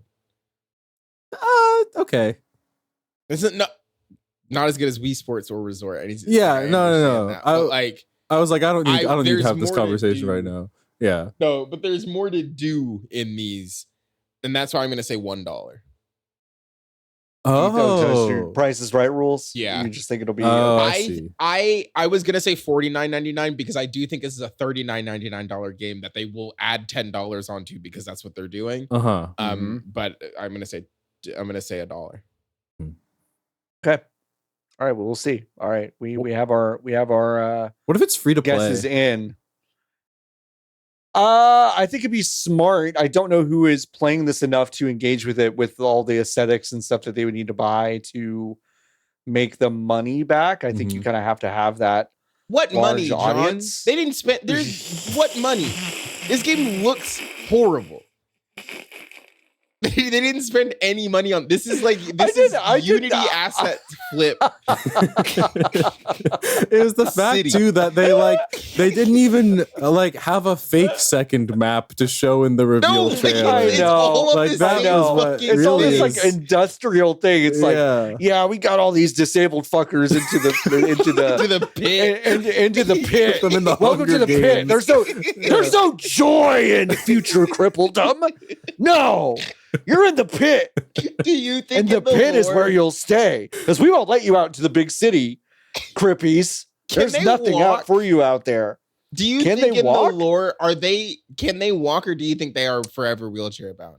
Do you think the part of the sport is that they get in the chair? Because I'm envisioning a delightful world where they put emotes in the game, and one of the emotes gets the person out of the chair and you floss just for the gritty. Get back in the chair for the next round. All I want is Nikki, I hope that's true, but all I want is there for be an accompanying one where someone who can't walk attempts to get up and floss, and then they fall over. That's all I need. So like the windscreen is like you doing the floss, and then it's me getting up and then falling over. And this is kind of looking up at you and waving. Like that's what I want from this game. I don't know. Like the thing that makes me feel like this is DOA is all of it. It's the fact that like there is none of that kind of like you're going to be doing more than playing these games. There's no customization. There's no other environments. This feels more like a tech demo than a full-fledged video game. But we already do know, and we don't have to spend a nanosecond on this beyond this. We do know that they are going to charge for literally their tech demo, which is the instructions. It could be a PDF. A tech demo. It is it's the instructions. Right. That's crazy. That was the funniest thing. What is that called again? It's called Nintendo Welcome Tour, which is a little. Some people initially were like, "Oh, it's kind of like Astrobot." It's not. It is an interactive PDF. Essentially, it is that Aperture Science thing, but worse for the Steam Deck, but worse. Right. I think this is going to be $5, which is insulting that it's going to be $5. But it's going to cost anything, right? I do think it's going to be like $5. Oh, hold on, folks. I never caught this the first time. What? The little avatar guy is going to run to the edge of this thing and want to go read these little question mark billboards, and it just cuts. Like they did not figure out a way to put this man in front of those things, so they had to cut it. That's very funny to me. Okay, anyway, sorry. There's incredible. No jump button. There's no jump button. There's no jump button. Do you get back up? You have to run at the ledge, and then it teleports you up, probably. It teleports you up, probably. But what they showed in this is just like, where are the magnets? How do they work? Like it's literally the fucking Juggalo song about magnets. Song. It's they'll get away with it until someone says they can't. That's all it is. Did and I know this is not the same thing at all. Did 1-2 Right. Switch sell well? It sold enough to have them make a sequel. That's what that's what fascinated me about it, because I remember people being like, it's crazy you have to pay for this, and also it's not that fun. So this being like, I was like, were they encouraged to do this? Like, whose idea was it? And then also the charge for it. I think they had to have sold a lot of copies of 1-2 Switch. I guess I don't actually think it's, they tell you. They had to have sold a lot of copies of that game because there was nothing else. Sure. It was Zelda, and that was the other Nintendo like game. snipper So, clips. like, But yeah. Snipper clips. There was so little out for Nintendo Switch in that first like month. It was crazy. Yeah, there was very, very, very little. Yeah, but this is a paid welcome tour to what the Nintendo Switch 2 can do and all of its little bips and bops and blah blah blah blah. So that's fine. 2 million copies as of 2023, which was 5 years after.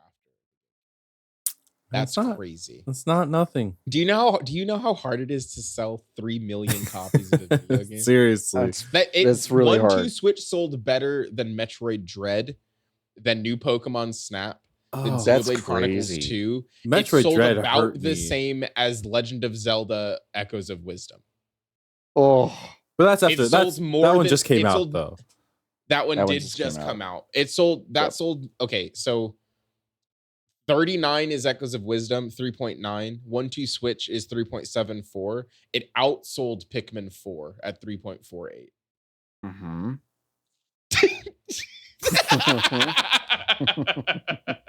Well, there are more people on this planet tough. who have played 1-2 Switch than Pikmin 4, an all-time great video game. That's tough. That's hard. It's hard to really gather myself listening to that. But Nintendo magic, you know? Sometimes it just happens. This welcome tour gonna sell 10 million copies. Just watch. It sold more than Bayonetta 1 and 2 did on this Switch. And that Bayonetta 3. That one doesn't surprise me that much. I played that was one of the games I was like, I gotta play something on Switch. Oh, there's Bayonetta. Played Bayonetta 1 on my Switch in study hall in high school, and my teacher came over who's like, he was like early 30s, came over, and there's a lot of awful animations in that game. Came over mid one of them, and I was like, oh hey, and he was like, is this Bayonetta? And I was like, yeah. And he was like, I hated that game. And I was like, oh, you played it? And he's like, yeah, I beat it. And I was like, wait, what? And he walked away. I never got more context on it. So I was like, so you played it? Your disapproval was that you don't like Bayonetta, and also you weren't like, hey, you can't be playing this in a school. No, he just walked. No. I think he was too embarrassed that I was like probably reading into the fact that he played Bayonetta all the way. Anyways, that's really funny. Let's go on a third-party tour real quick. Elden Ring Tarnished Edition coming to Switch 2. Totally not surprising. Not sure if there's anything else to say about that. They're gonna put some Zelda bullshit in it, like they did for Skyrim. They'll put some Zelda bullshit in that, which is kind of fun. Which, yeah, absolutely, totally agree. Hades 2 coming out for Switch 2. That's a big one. Not surprising, but also super great. If you guys want a full list of all the third-party games that are coming to Nintendo Switch 2 that were announced in the Direct, you could go to GameInformer.com, and I heard this writer Charles Harte, he put a list together. You put a list together on pretty silly. They were Elden Ring popped up, and we like assigned the stories as they're coming. I was like, all right, Charles, just do a roundup of all the third-party games. So I was like, cool, I'll do that real quick. And then it just kept going, and then they paused, and they're like, all right, here's 15 more. And I was like, fuck. Anyways, not only is that there, but the game release calendar that like 95% of us ever use to do stuff, that's back up. Thank God. Back. It's so exciting. The Street Fighter 6 is getting Fighters Edition, which is basically a compilation of all the first 2 years of content for Street Fighter 6, which is like 26 characters, blah blah blah blah. Amiibo. Street Fighter 6 is great. They're going to have Amiibo for that stuff. Great, cool. And those ones $10 more expensive than the other Amiibo. Mm-hmm. And I don't know why. I think that I can't tell if that's just Capcom being like, we want more on this one, and Nintendo saying, oh, okay, they'll pay whatever. But interestingly, they're just $10 more. Daemon X Machina Titanic Scion. That's a big anime mech bullshit thing. Looks fine. There's a dog in it. Very little to say about that, but that's coming out in September. This game, I almost said It Takes Two. I did say It Takes Two. Split Fiction. Yes. Also coming out for this for Nintendo Switch 2. It's gonna look worse than the other versions. No, there's not. You couldn't pay me money to play this game on the table. It's gonna be pretty framey. You could pay me money. Yeah. I'd review this with I would do that as my job professionally. Okay, fine. Okay. Charles and I are gonna Charles do has it. got it. We're both gonna do it. Charles, we're gonna play the whole game tabletop. I'll fly out. We'll each use one Joy-Con. Yeah, that's the way that they That's do the stuff.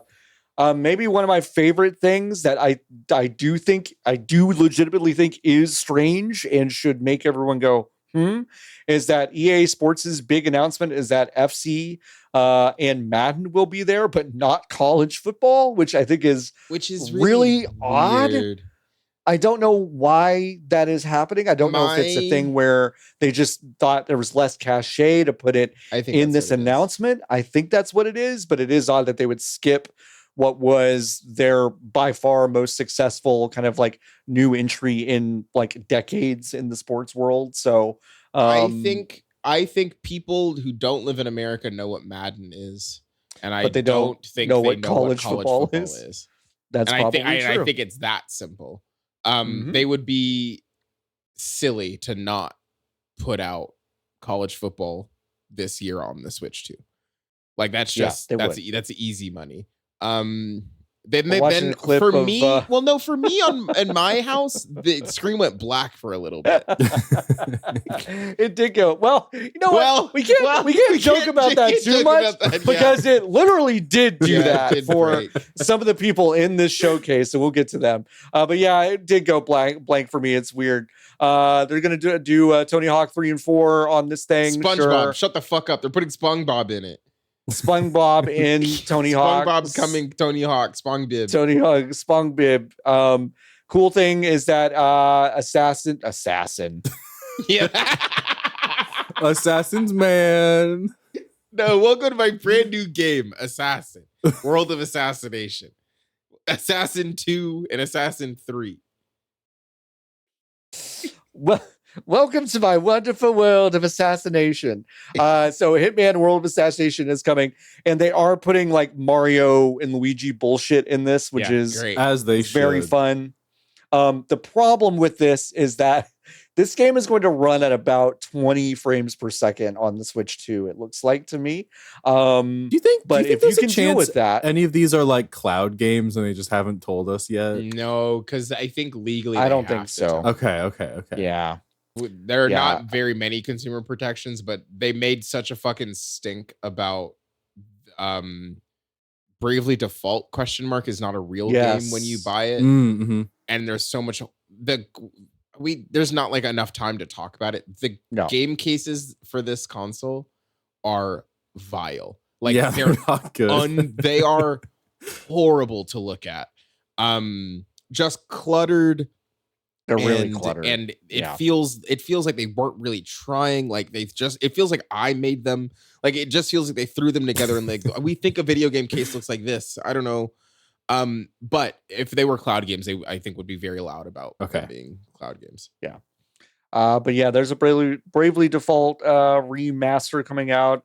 Yakuza 0 director's cut, which is so infuriating because now they're going to convince people that this is going to be some definitive edition, and it's like, okay, now I got to play all the Yakuza games again. They're making a new Musou game. Tecmo Koei is for the Tears of the Kingdom, imprisoning war stuff. Yeah, it's a prequel. So did either of you play the last one, Age of Calamity? No, I ran like maybe shit. played the demo, but I didn't. Yeah. I wanted to play that game so badly, but it to your point, John, ran so It ran real poorly. They've burned me. I'm not going to try again, but I think that's fair. I think this one will run better. It'll run better. I don't think it'll run great, but it'll run better. Then we're getting Deltarune chapters 1 through 4.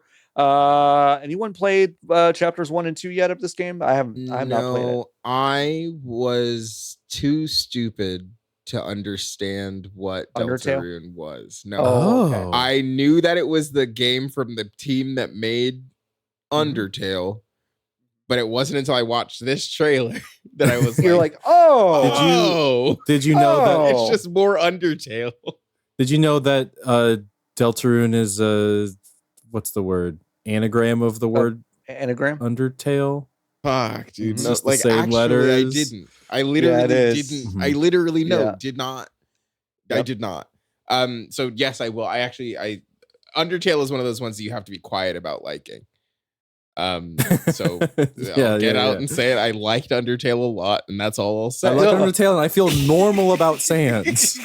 I haven't. I gotta totally normal. There's a checkbox. I played Undertale, check. I liked Undertale, check. I have never drawn a picture of Sans, check. Correct. That's me. And then, John, the screen went black again, which was scary. Screen went black again, which was really, really stinky. Then they're making Civ 4, and they're putting, it's the Civ 4. Civ 4, Civ 7. finally. John, I don't know if you can read anymore. I think we gotta come up with a different solution here. They're putting Sim Ant on Switch 2. Some That's ants. crazy. I can't believe it. Welcome to Assassin. Civ 7, WWE 2K, and NBA 2K. They did not. I swear this means something. They did not say whether or not the NBA 2K games on Switch 2 will be the current gen editions of they probably won't those be. Games. They probably won't or will. I will not. I assume it will be the PC version of the game.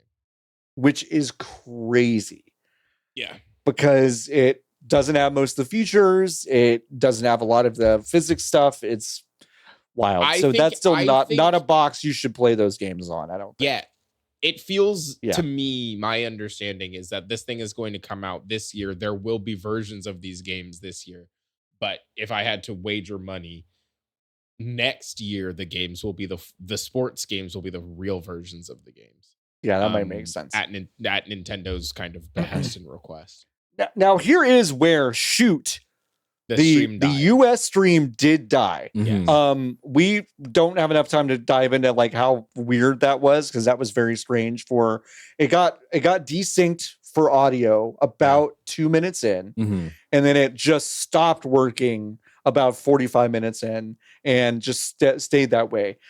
People in the US missed a string of games, one called Survival Kids, which is like it's an old Konami game. It's a Konami game, but it's just like it's such a bad name. Enter the Gungeon 2 is coming out. We have to say that our good friend Lotus, who will be on the show next week,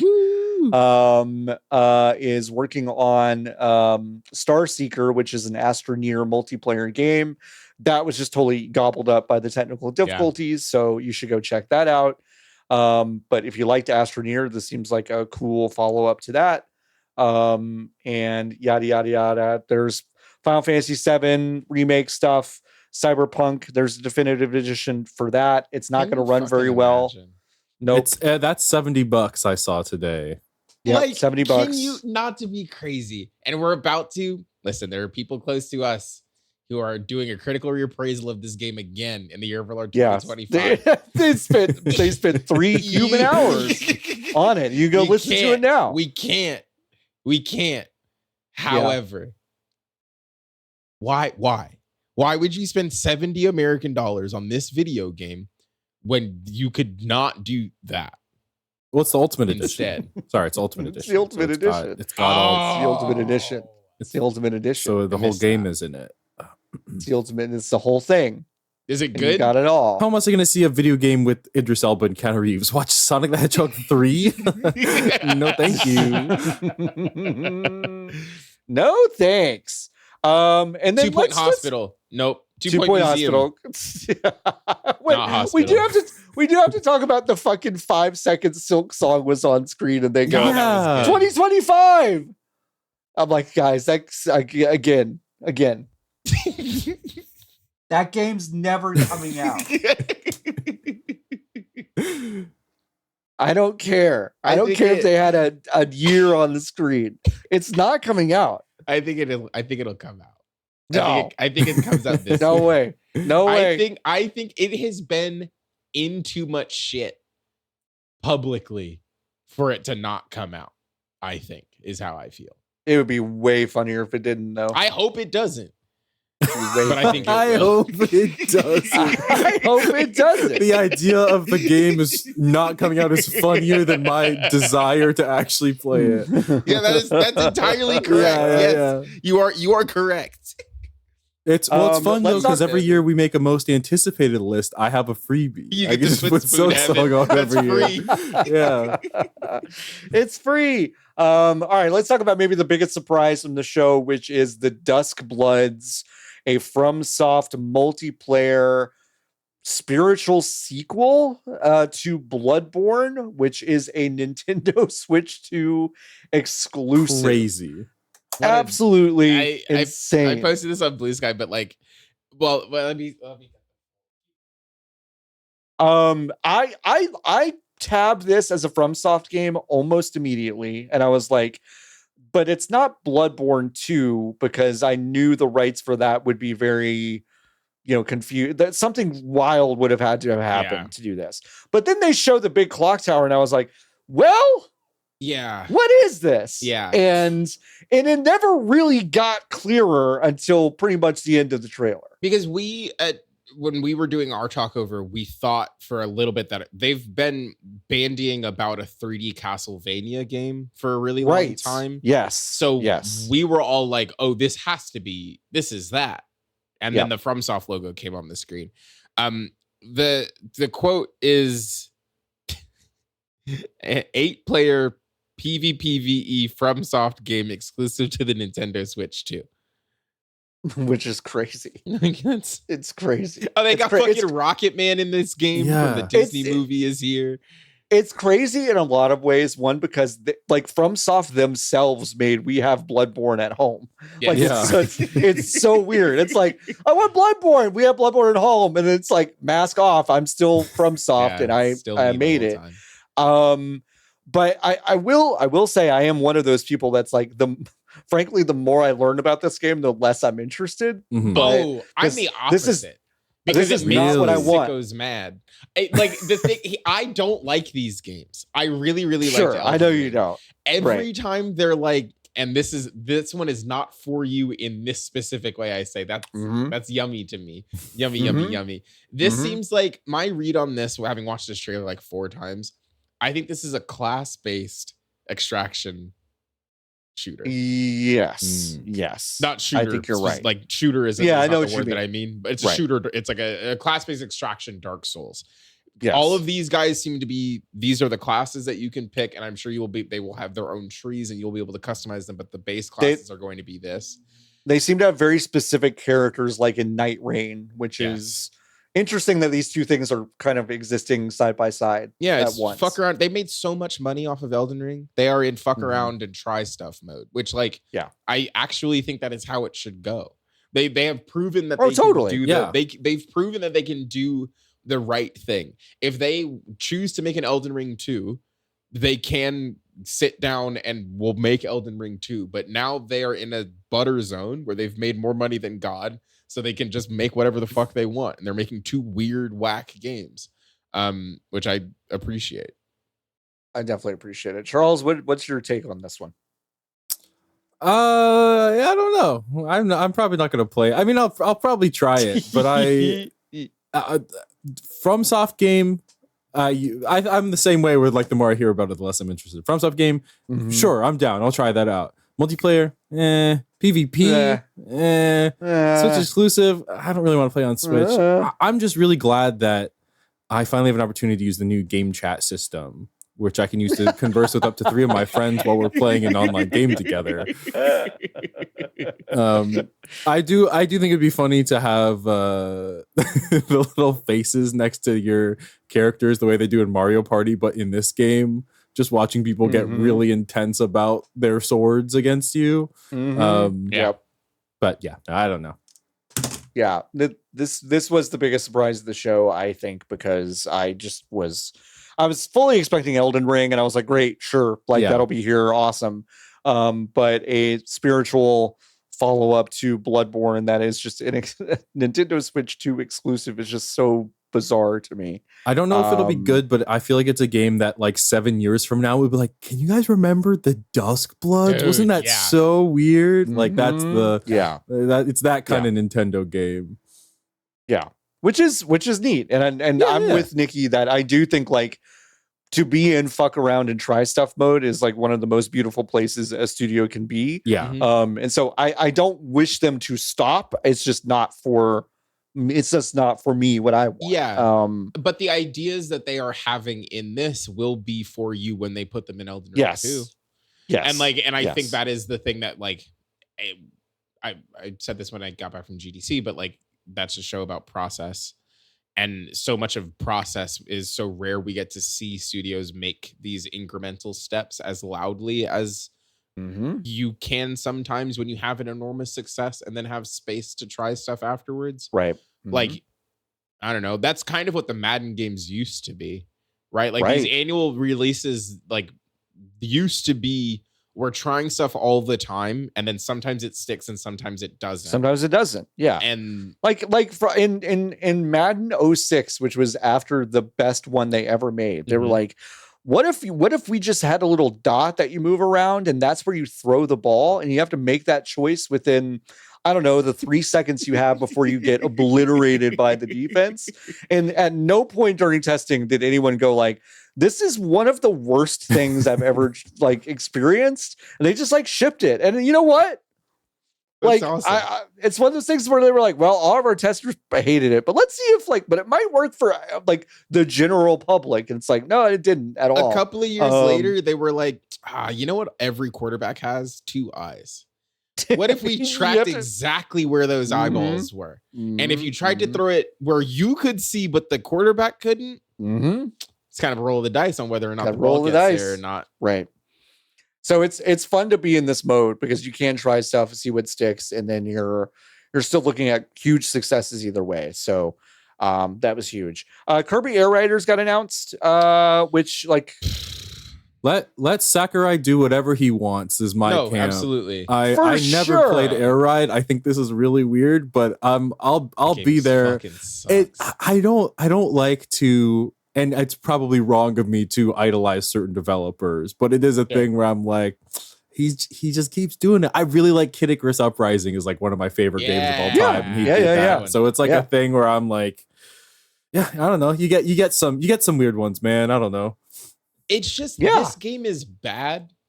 Is the thing about Kirby's Air Ride? Is I didn't like it. Isn't good or fun to play. No, aesthetically delightful. And also like so much because of the way that Sakurai's brain works, there's so much smash in that game. Like there's so much melee in that game that like as a piece of history, it is important to understand the video game Kirby's Air Ride. The menu is the exact same as it is in melee. Like it is important. Awful to play. Just feels real bad. So curious as to what this one will look like, and also why they're doing it in the same year as Mario Kart. Like two racing games. But they are really. They're different. Sure. They're really different though. But I do know what you mean. But it's like they are so different. I think to ways. Someone that knows what they are, I can totally see that. I can also see like a mom buying, games for her kid for Christmas or whatever. And like, well, he's already got Mario Kart, so he's not going to want the Kirby one. I don't know who these guys are. Yeah. And you know what? The kid's going to be healthier because they don't have to play air ride. So. Oh, you're so right. All right. The Direct wrapped up the showcase with Donkey Kong Bonanza, which is just one of the most like obvious slam dunk game titles of all time. Like, I don't got get it. Yeah. So you see, Bonanza is just banana with an extra Z in it. What? And he loves banana. Where's the first Z Donkey in Kong banana? Banana Slamma? Banana Slamma. It's Bonanza Slamza. That was his, I think that was his catchphrase in the show. Was it? Yeah, I that was my weird deep cut joke, and I was like, oh, these fools haven't seen the bad animated. we haven't seen the I haven't seen the show. program. Sorry. No, it's Sorry. good. No, you're better. It's the Kirby Air Ride of TV shows. Hey, like, yeah, dude. You know? Yeah, so like, Donkey Kong got redesigned, and I love this trailer because they've really made this thing look like, okay, it's going to be a 3D platformer. It might be a Mario game. Nope, Donkey Kong shows up. You see bananas. All right, great. And it's like, okay, it's going to be a big kind of open space, like platformer. 64. Cool, yeah, like 64. And then, like, I don't know, 20 seconds into this trailer, Donkey Kong just starts fucking digging and punching and like breaking into mountains and like bashing gold and going absolutely apeshit, and it's awesome. And I don't know, I thought this was one of my favorite trailers in a long time, and also it's just really like good. I'm really hyped for this, and also seeing all the previews that dropped today. Like literally everyone that picked this up at the preview event was like, "This game fucking rocks." Yeah. So I'm really excited.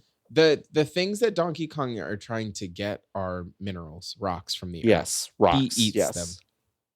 He wants them because he wants to eat them. He wants to eat the rocks. The rocks from the earth. Mm-hmm. That's it. That to me. That's video gaming. That's really good. The monkey wants to dig a hole and hit stuff so he can eat some rocks. Yep. Okay. It's really good. You've got me, gang. That's it. I will give you $500 for the box. Something I'm just like not clear about, even through some of the stuff I saw today. I haven't read all of it, but like how permanent and malleable are these levels? Like, is this just this like is it almost a No Man's Sky kind of level of open and whatever, or is it, or are there kind of some like soft limits of what you can do? I have to imagine that there are, but this just looks so like systems heavy for a platformer, and I'm really excited about that. There's like density that they want you to keep in mind. Like the different things that you are grabbing and picking up have different densities, and then there's like a Pokemon type chart-esque, or not a Fire Emblem axe beats sword, bow beats whatever, like triangle of whether or not the object will stick to the other object and allow you to build a platform to jump on, or if it will break the object that you are throwing it at. Like I love systems is yummy. System. I love when Nintendo makes a game with a system like this, and the trailers, and every time you play it and you see people play it, it feels like you're breaking the game, and they're like, we know that you like feeling like that. We know you like making the laser tower in, Tears of the Kingdom or whatever that kills everything in one fight. That's fun. Yeah. We wanted you to have fun, so it's cool that you spent a lot of time to make up a thing like this. This game also is going to be wild speed runs, which I'm very excited for. Just coming up with the weirdest, digging and building combinations. Yeah, because every time I watch anybody play Super Mario Odyssey, I'm like, this is a different video game. The one that you're playing. Yeah. And I can't wait for there to be a core mechanic that I never engage with, like jumping on Cappy. Cappy in Odyssey. There's a lot going on. If you haven't watched the trailer, you should just watch this trailer and just try to like pick out what's happening. I mean, there's just so much happening all at once. There's climbing mechanics. There's so much verticality, both up and down. It really does feel like they took a lot of lessons from Mario Odyssey and very specifically a lot of lessons from Tears of the Kingdom and said, let's just like go crazy with this design. And I don't know. I also think the redesign for Donkey Kong is really smart because I'll be honest, like the Donkey Kong Country design for Donkey Kong, like, I'm sorry, like has sucked forever. Like he just looks like a weird sex pervert monkey. I don't like it. Wow. Like he's not cute. He just is bad. So I'm happy that they did this redesign. Personally, I do this game think looks like a blast. There is like a cuteness just with his eyes being different. I do think I broadly agree with you of like, I don't know. They made it cute. They made him cute. Yeah, Wario appears on the screen, and my partner will go, "Ew," and Donkey Kong, I think, has the same effect, but won't anymore. If this is what he looks they like. fixed him. Yeah. John, you were asking about the persistence of the. Yes. So it seems like it is persistent for this time that you're in the level. Okay, so when you leave and come back, it'll come back. It'll come back because there are definitely distinct levels here, but they're huge. Yeah. Okay. So that's what it seems like is the case. That makes a lot of sense. You also have a guy in this one, so you had Cappy, you have like a rock guy, that sits on your shoulder. It's cute. They're like, what I like about this one is like there's something off about it, but it's not as off as a Wario game. Yeah, it's this weird in between of like the cuteness of Mario and the kind of the off-puttingness of a Wario game. Yeah, and it's somewhere in the middle, and I think that's a fun energy to play with for Nintendo. It's a good way to redefine and recontextualize what this character is, especially if you're going to go through the labor of making him look completely fucking different. Yep. Like, yeah, he's gonna look different. I do think this puts him in a weird spot though for the motion picture because he's like, I know he looks kind of like this in the movie. He looks kind of like this, but he's still closer, I would say, to old Donkey Kong than he is to this. But I'm willing to assume that Nintendo doesn't care. I was about to say, like whatever. He could look like Seth Rogen in the next movie, and it wouldn't matter. You think? I just think we get a Seth Rogen Donkey Kong spinoff. I think I do. I do think I 100% do. Yeah. And I just think it's like obviously it's this. The roller coaster is coming out this year. Like there's so much other stuff that is Donkey Kong related that I think obviously times out for this. So yeah, exciting stuff. Exciting stuff. When do you think this Mario game's coming out? Oh boy, I am stunned. I mean, maybe we can just talk about that for a moment. What Mario game? I guess Zelda. Conceptual. I'm stunned that as 3D Mario that came out in October 2017. Yeah. It's been a long fucking time. That's I think the biggest gap maybe we've ever had since they started making these. And because Mario 64 was 96 to 2002, I believe, for Mario Sunshine. And then the Galaxies were like 2007 and then 2008, something like that. It's kind of shocking to me. I don't know, maybe sometime next year. I feel like this is that team. That's the vibe I got. It is that team. But what I would like to posit is that they've been sitting on this one for a while. Yeah, I they do they like to do that. Yeah, they do really like to have a video game finished, basically perfect and finished in the can, and then sit on it for a little while. Yeah, Mario Kart also. Yes. So that's the exact one. There's no way they haven't been basically done with Mario Kart World for the last long 3 years. Yeah. That game is done. Yeah. Yes. Like that game, game is they done. are not working on it. They might not even be working on DLC for that game anymore. Is how done that game might be. Yep. To me, the thing that makes the most sense is that, and it's just like really stepping back, Nintendo does like to look forward. And I think that they perhaps saw this financial situation happening. I don't think it would be an outrageous assumption to make that sales on this box will be soft this year.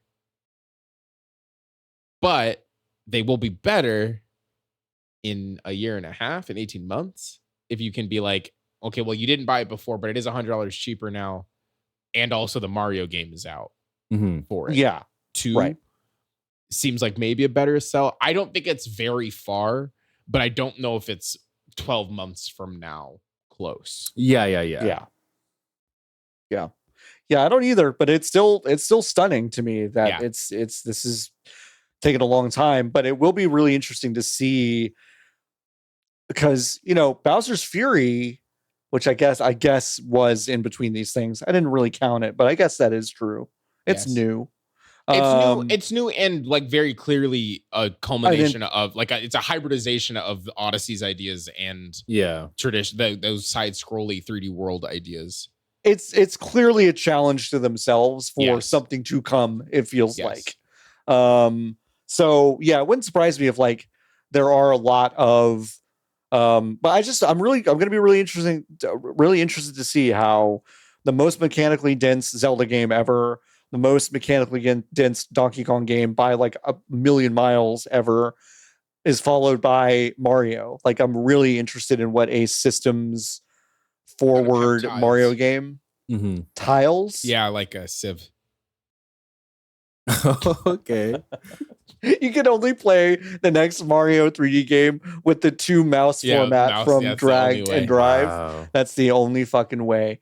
There are still some outstanding details that we did not cover in this podcast discussion for Nintendo Switch 2. I might clean some of those up in a bonus or write about them on VGBs.com.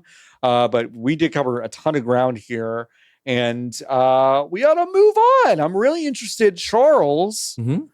You have been playing a game called South of Midnight that we have been talking about for several months at this point. Yes, sir.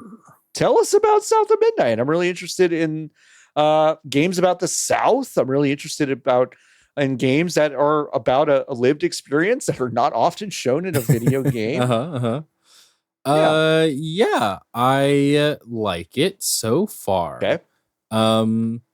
And that has been Charles's take on South of Midnight. Thank you, Charles. Yeah, so it is a kind of action-y platformer. Yes. It very much has kind of an old school vibe in how it's very linear. There's like an upgrade tree, but it's not even a tree. It's just like a few categories you can upgrade, and you upgrade stuff by like going a little bit off the beaten path, and you pick up these little mystical things called floofs, they call them. Hell yeah. And it's fun. So I think my TLDR is aesthetic, presentation, story, fantastic. It's a beautiful game to look at. It's a very pleasant game to play. The whole time I'm playing it, also a thing about Game Informer coming back is people have been very nice. Xbox gave me an Xbox, so I have a Series X now. Whoa! And this is the first game I'm playing on a Series X, and what a first game to play on a Series X. Yeah. It is very, very good looking, and it is just a great example of how just like really committing to an art style pays off so hard. Right. The music in this game is not only just like good, it just sounds good to listen to. They will have like a lyric accompaniment soundtrack to like big story moments. So as you're like That's cool. chasing a boss through, you just have to do like a platforming section to get to the next phase. There'll be a guy strumming on the banjo, like from the perspective of the boss of like, I was a big tree and I didn't like my brother, so I had to get another and I put him in a tree. And it's just like that kind of thing. Yeah. And it's just like so charming and whimsical. That's the word I'm looking for. This game has whimsy out the ass. It is very, very nice. It's also starring a black person, and it is not about blackness in general, but I enjoy how black this protagonist is, if that makes any sense. There'll just be lines where I'm like, you know, black people do say stuff like that. There's a part where she and her mom make up like a little song about something, and I'm like, I've done that so many times. I don't know. It's just it's so dumb to say like it's not dumb to say. Everyone says representation matters. It's like a phrase you hear a lot, but it's always really weird when I feel represented in a game. I'm like, oh wait, it does matter. Fuck, it does matter. Shit. It always feels really kind of empty and overused until you experience it. I literally was watching the trailer for probably the worst looking game on Switch. Going, holy shit, though, like it matters. Like I totally get it. Yeah. And it's also like I appreciate that they let her, they clearly care about like the culture of the people in the area when they're like telling the stories. But just there's lots of games that have black characters where you don't like feel their blackness as much. A game like the main character in Forspoken is black, right? I didn't play that much of that game, but that's a good example of like black character. She is black, so there is some of that in there, but you can tell it wasn't written by that audience or that writing team. Yeah, to what end a little bit. Yeah, and so I just really like that about this character. The part that I'm like not as crazy about, but not necessarily negative on, is just like the combat and just the structure of the game is a lot like you just walk mostly in a straight line. And if you can see there's a path that goes left and right, and left is the main way to go, and right's the way to go get a little treat. And so you get the little treat and you keep going.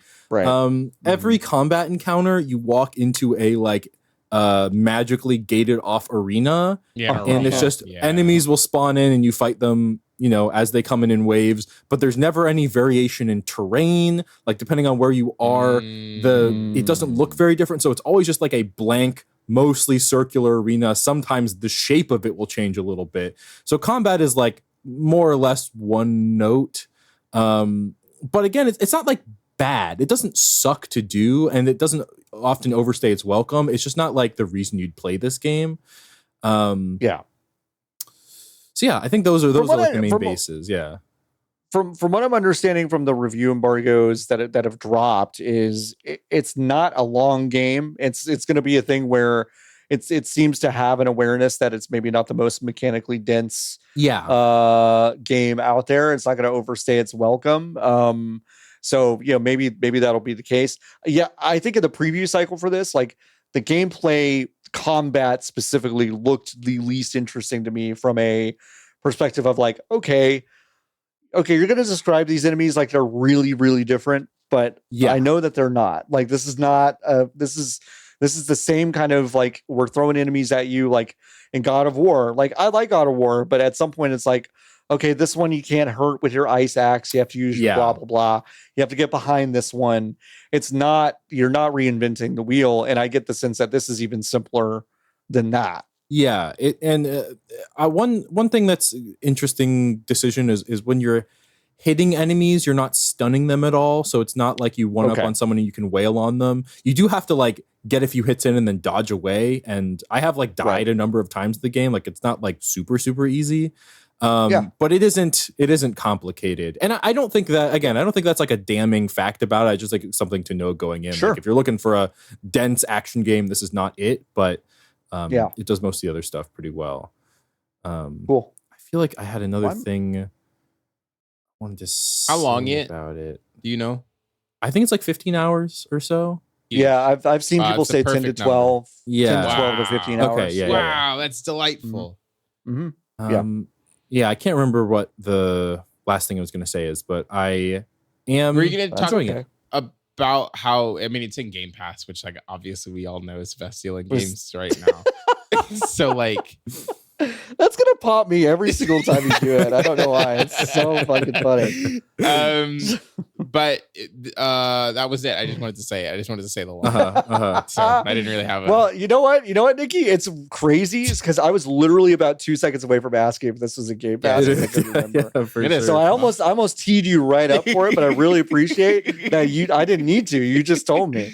Yeah, that's funny. I'm looking forward to playing this one. There's a lot of stuff kind of like suddenly I'm really interested in playing. Nikki, you finished Avowed. You want to talk about that for a second? Okay, so last week Ben and I talked a bunch of shit about the ways that the last areas in the game are like feel kind of like spacey. The ends of those games, I was thinking about it. It feels like when you're coming down from after having a gummy and your brain is like kind of there, but everything is still like 6 inches away from being a cogent thought. Is what I would describe the back half of Avowed feeling like. Except that last area is like, nah, watch this, you stupid fucks. Watch this. You thought we lost it. No, absolutely we did not lose it. That game is great. Like that game is the last thing that you do, the last big choice you have to make was another choice where I was like, fuck, dude. Yeah, this is hard. This is you have placed me in an impossible situation. Thank you so much for this. I think genuinely depending on the day and the mood, that's a top 10 game all time for me. Oh yeah, no. Wow. I am in love with Avowed. It's this game. I love this game. Yes. Yeah. It's really, really good. I don't think I have anything new to say about it other than that I finished it. You finished it. Okay. Cool. I want so much of stuff from it. Which is to say that like I want there are so many, and at the end of the game is not spoilers. I don't think. I'm sorry if it is, if you think it is. Get better or different thoughts. The game finishes. Get better at different thoughts. Feels like a t-shirt. Game finishes. It finishes and then it gives you a credits right before the credits, and then it's like, here's where everybody is. Kind of thing. And depending on the choices that you've made, it changes the things that the narrator says. But all of them have custom hand-drawn, hand-illustrated art that are, and it's just beautiful. It is so beautiful. And I want prints of it. And I would love to, Microsoft, I would love to give you money for prints of it. Or I guess I can just take screenshots of it and take it to the CVS. But I would prefer to not have to do that. So if you could go on your store.xbox.com and put some prints up for me to purchase with my money, that would be great for me. Nikki, I heard that you actually have some extra money left over because you invested in the best deal in gaming. Is that right? Yeah. So it's because of the fact that I'm saving so much money on video games by giving them money every month. You know what? I do have money, so I can buy as many prints as I want. So please. This would be amazing. That's what the Sabrina Carpenter song is about. Please. It was please put Avowed on the store. John, are you playing anything? I was gonna play Atomfall for this, but then can I talk about Atomfall? We can talk about Atomfall because like I did kind of start it, and I didn't say this when we started talking about this before we recorded, but I was like, I don't know if I need this one right now in my life. I'm good. What did you think about it, Charles? I know you played a little bit of it. No, I reviewed it. I put it up on my. Oh yeah, you put it in time. Yeah, you got a 7 out of 10. Gave it a 7. It's your favorite game of 2025. I can't believe it. So it's a little bit interesting. I think it suffers from a name and a visual presentation that makes you think it's like Fallout, and it's not like Fallout. Right. It seems like. Oh, what is it? It seems like even looking at it makes it look like it's a Fallout. It seems like which they did on purpose, 100%. If I were to tell you that Fallout, the American TV show, is based on a BBC show called Atomfall, you'd be like, absolutely, that's where it came from. It's about a British. Like in the 1950s, they made some kind of scientific discovery, and it was so dangerous that they just built a huge wall around the thing that they discovered. And you wake up in this zone, and it is just a society of people. Society is a loose term. A bunch of people living within these walls, and you're trying to get out, basically. Okay. There's not the atom in question is like nuclear like power plants. It's not like atomic bombs. And it's a survival game.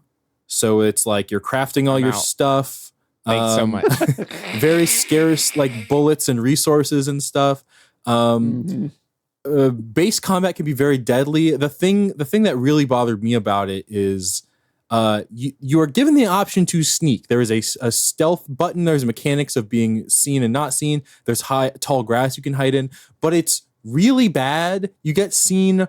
Oftentimes I would be detected and I could not see who detected me. Like awesome. Probably 75% of the time I would be detected and I'm like, I don't know where you are. I'm literally getting shot and there is a dark cave and I can see them really far away that I can tell the bullets are coming from and there's just nothing I can do.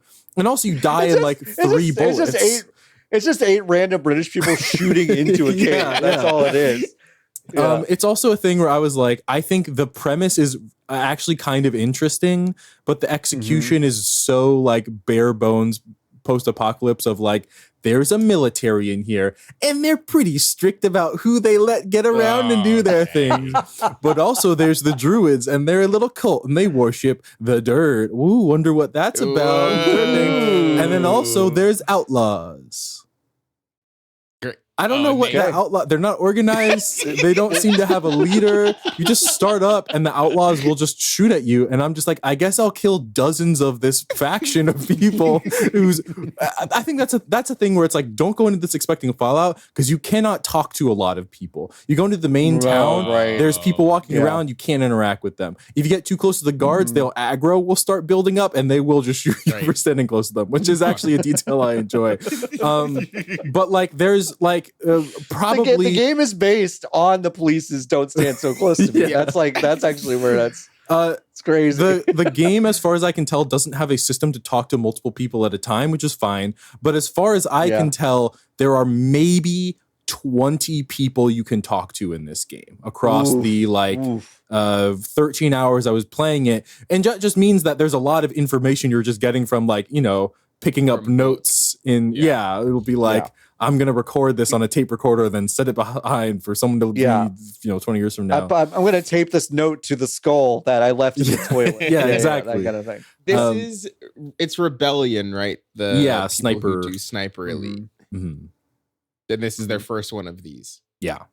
Kinds of games. Yeah. I like the shooting. I just don't like the storytelling particularly. It is fun to like explore. You'll get there. It's like an investigation clues based quest thing, kind of like Assassin's Creed Shadows, but done a little better, where it's like, this person is at the old barn. Here's roughly where the barn is. And you can look and be like, that's a barn. They're probably in there. As opposed to Assassin's Creed is like, they're in North Sakai, but east of Kyoto or whatever. And you're like, all right, I guess I'll wander around these several city blocks and hope I can find them. And this one, it's like, the big old bomb that never blew up that we keep around? They're somewhere near that. And I'm like, I can actually see that on the horizon. That's what a real person would tell me to do. So it's like a thing of like, if you're for some reason really hungry for like a survival shooter, it's not like a terrible game, but there's a lot of games that do it better than this. Sure. Does the game, like, if I'm Sniper Elite, I'm putting the X-ray of a bullet going into a guy's dick in every game. Does this game allow you to do that or no? No. What the fuck is the point? Literally and honestly, I don't play those Sniper Elite games because I'm bad at sniping. I'm not going to like this game, but it's like, no, give me a game that y'all made where I can watch the bullet go into a guy's balls and they explode. Like, I want to see that. I want to see that. It's just, I think part of it is that like, it's kind of fun to be like, I don't like this guy, so I'm going to blow his balls up. And this game is like, you're going to be more stressed about your bullets than the humanity of the people that you're murdering en masse. Like, there's a part where it's sad like, about the waste of the bullet. It's like, oh, will the bullet come out cleanly so I can collect it? Oh, it settled in the liver. Man. Come on. Spend 10 minutes losing body. Oh, the other thing about it, I figured out after I beat the game, there is a way you can upgrade your stealth. Because this game does a thing where you unlock skill trees by finding skill booklets in the world, which I think is dumb. Because that's my least favorite part of it. You start with 4 Indiana out of Jones. Oh yes, yeah. You start with 4 out of 12 skill trees, and you can only find them by finding the books, but you don't know what the trees are. So I went through the whole game being like, it's dumb that they have this half-baked stealth. And later I'm like, oh, it seems like they baked it a little bit. I just didn't find it because I didn't know to look for it. And also, I was looking for stuff. I needed cotton to make bandages because I was bleeding out all the time. So it's not like I wasn't trying. Yeah. Anyways. The only reason I knew about the skill thing is that I fired this game up and I was going to play it. And then I knew I was about to have to do something. So I was like, all right, I'm not going to start this, but I am going to read the little like tutorial stuff that's in the, and it's like you're going to get skills by reading books and getting these little like things. And I was like, it's one of these, huh? Yeah, okay, well. It would be one thing if it was like, this will make your pistol, like if it was really specific skills or like kind of like side stuff, but you can't upgrade your guns unless you find the gun upgrade book. And I'm like, I can't imagine playing through this game with like the base rusty guns you find all the time. Yeah. That's nuts. All right. Let's move on to a couple of Hive questions. Every single week you can ask this Hive question by going to discord.gg/VGBs and go into the Hive category, go to Hive content, ask us a question, but you have to be a member. Go to vgbs.com/join to become a member of the Hive. Charles, this is from someone named Imran Khan asks. Sounds like a loser. Sounds like a loser to me. I don't know. If Charles could get rich, but he would have to grow 1 inch for every $10,000 he gained, what would his upper limit be? Per 10 grand is how often I'm getting an inch. Now, when I first read this question, I thought it said 100,000. I also thought it was like that's more of a question. Is crazy. I'm, for anyone that is not familiar with me or is just looking at the video version, seeing me sitting down, I'm 6'6", so I'm already very tall. Charles is very tall, really tall. Like honestly, maybe like $20,000, like permanent inches. Is it? Do I lose? If I lose the inches when I spend the money, it's like I'll have a really hard time on the walk over to the dealership. I think it's permanent. Yeah, right. Like I think it's permanent, which makes this crazier because it's like, okay, I'm gonna go buy a Jaguar. Now I'm 8.5 feet tall. Yeah, and now I can't fit in the Jaguar. I am the one thing I've ever wanted to be taller for is I'm 198 centimeters. I would love to be 2 meters tall. I think that would be perfect. Would be awesome. But like for money, it is a thing. This is I think a more interesting way to phrase this question is if I'm losing height. Because then I think it's a much more thing of like, how much do I value height versus money? Yeah. Because I could 40 grand, but here's the thing, 60 grand and you're still really tall. Yeah, 60 grand and I'm 6 feet tall is like, I can handle that. Now, that would be weird. That would be it is already weird. It is already weird it's not to meet life-changing money. No, correct. And it's not. Yeah. I mean, like I'd love it now. Yeah, no. Like it'd be amazing. Yeah. It would change. Well, let me be clear. It would change your life for the next year. Or something. Yeah. But it's like, Also, just to be clear, like there's a big power dynamic of just being tall in that whenever I meet someone, no matter what's going on, I have already impressed them a little bit. They're already like, oh, you're really tall. That's the first thing people say to me. So I'm like, if nothing else, I'm the tall guy. And that is one generally positive attribute people can apply to me. If I lose, you could be the normal guy with $60,000. Exactly. If I lose, here's the other thing. If I lose 6 inches, and this is a thing that won't come up very often. It'll hit. My girlfriend's dad and both of her uncles will be taller than me now. And that's like a power dynamic. It's like, I don't want that. You can't have I like either. them, but also part of it is like, hey, look at me. I'm a big man coming into your life. And they're like, gotta respect that. Gotta respect this big man dating my niece/daughter. Are you the tallest guy in games? Are you the tallest person in games? So Greg Rice is, I believe, a Sony PR guy who's 6'9". 6'9". And that's tall. When I was at Summer Game Fest last year, people were like, are you tall? Are you taller than Greg? No, he's definitely taller than Greg. And when you're 6'6", you are taller than most people. So whenever someone's like, this is a tall person, it's like a kind of silly thing. It's like, we can do the back-to-back height thing, but it's always going to be embarrassing for them because I'm going to be taller. Yeah. I was filming a Min-Max travelogue, so I was like, I'm going to do it. I'm going to go up and do it. Immediately saw him from like 30 feet across the room. I was like, I can't believe I'm going to do this because I know he feels exactly how I always feel. I'm like, let's do the back-to-back. Let's see who's taller. And I went up and I did it, and I was trying to be, extra fun camera person. But the next time I see him, I'm going to be like, hey, man, I'm really sorry I did that to you. As someone who knows what that's like, I want you to understand I'm an actual living, breathing person with thoughts and feelings, and not just a human measuring post for you to stand up against. But yeah, it was close though, huh? It's close. And like, it was honestly, you had 3 inches on me, so it wasn't like we had to do the hand thing. It was like, he's taller. Honestly, Charles, you handle that better than I do. When I see someone else in the wild in a wheelchair, I'm like, if you say let's race, I'll bleed you out like a pig in the middle of the supermarket. Like I will, like I'm out of here. Like there's no way I'm gonna do any fucking shenanigans. But like no, 100%. There's just no way. When I was a sophomore in high school, I switched math classes, and my new math teacher was like 5'1", and I came in and I was trying to ask her. I was like, "Hey, I'm Charles. I'm new here," and she like didn't listen to me, and she was like, "You're so tall. I'm not even as close to as tall as you are."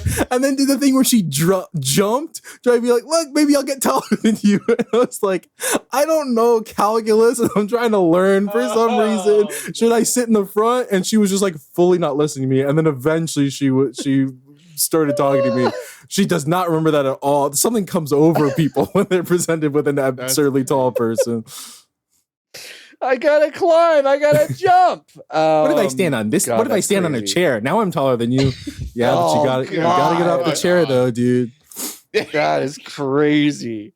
All right. Abyssal DCL asks us all, what's your Matrix name? Great question. Neo 2. I think. Okay, Neo 2. Yeah. Sure. I'm Maestro. Okay. Now, I want to be honest. My first. Actually, wait. Let's do Triple Deke. Hi, I'm Triple Deke. Huh? It's way better. Huh? I like Triple Deke a lot. Triple Deke. It doesn't it makes less sense. It makes no sense. Okay. I like Triple Deke more. Yeah. My first thought was Cortex. That's good. And I don't. Cortex is good. I was like, honestly, I don't know if I could define Cortex. I just think it was. Ain't it? Okay. Is here's where I think I got it from. Is the villain in Crash Bandicoot? Yeah, Neo Cortex. Mm-hmm. So I thought That's Neo and did word association with Cortex. Cortex. But that makes it better. So I'm going to stick with that. Smart.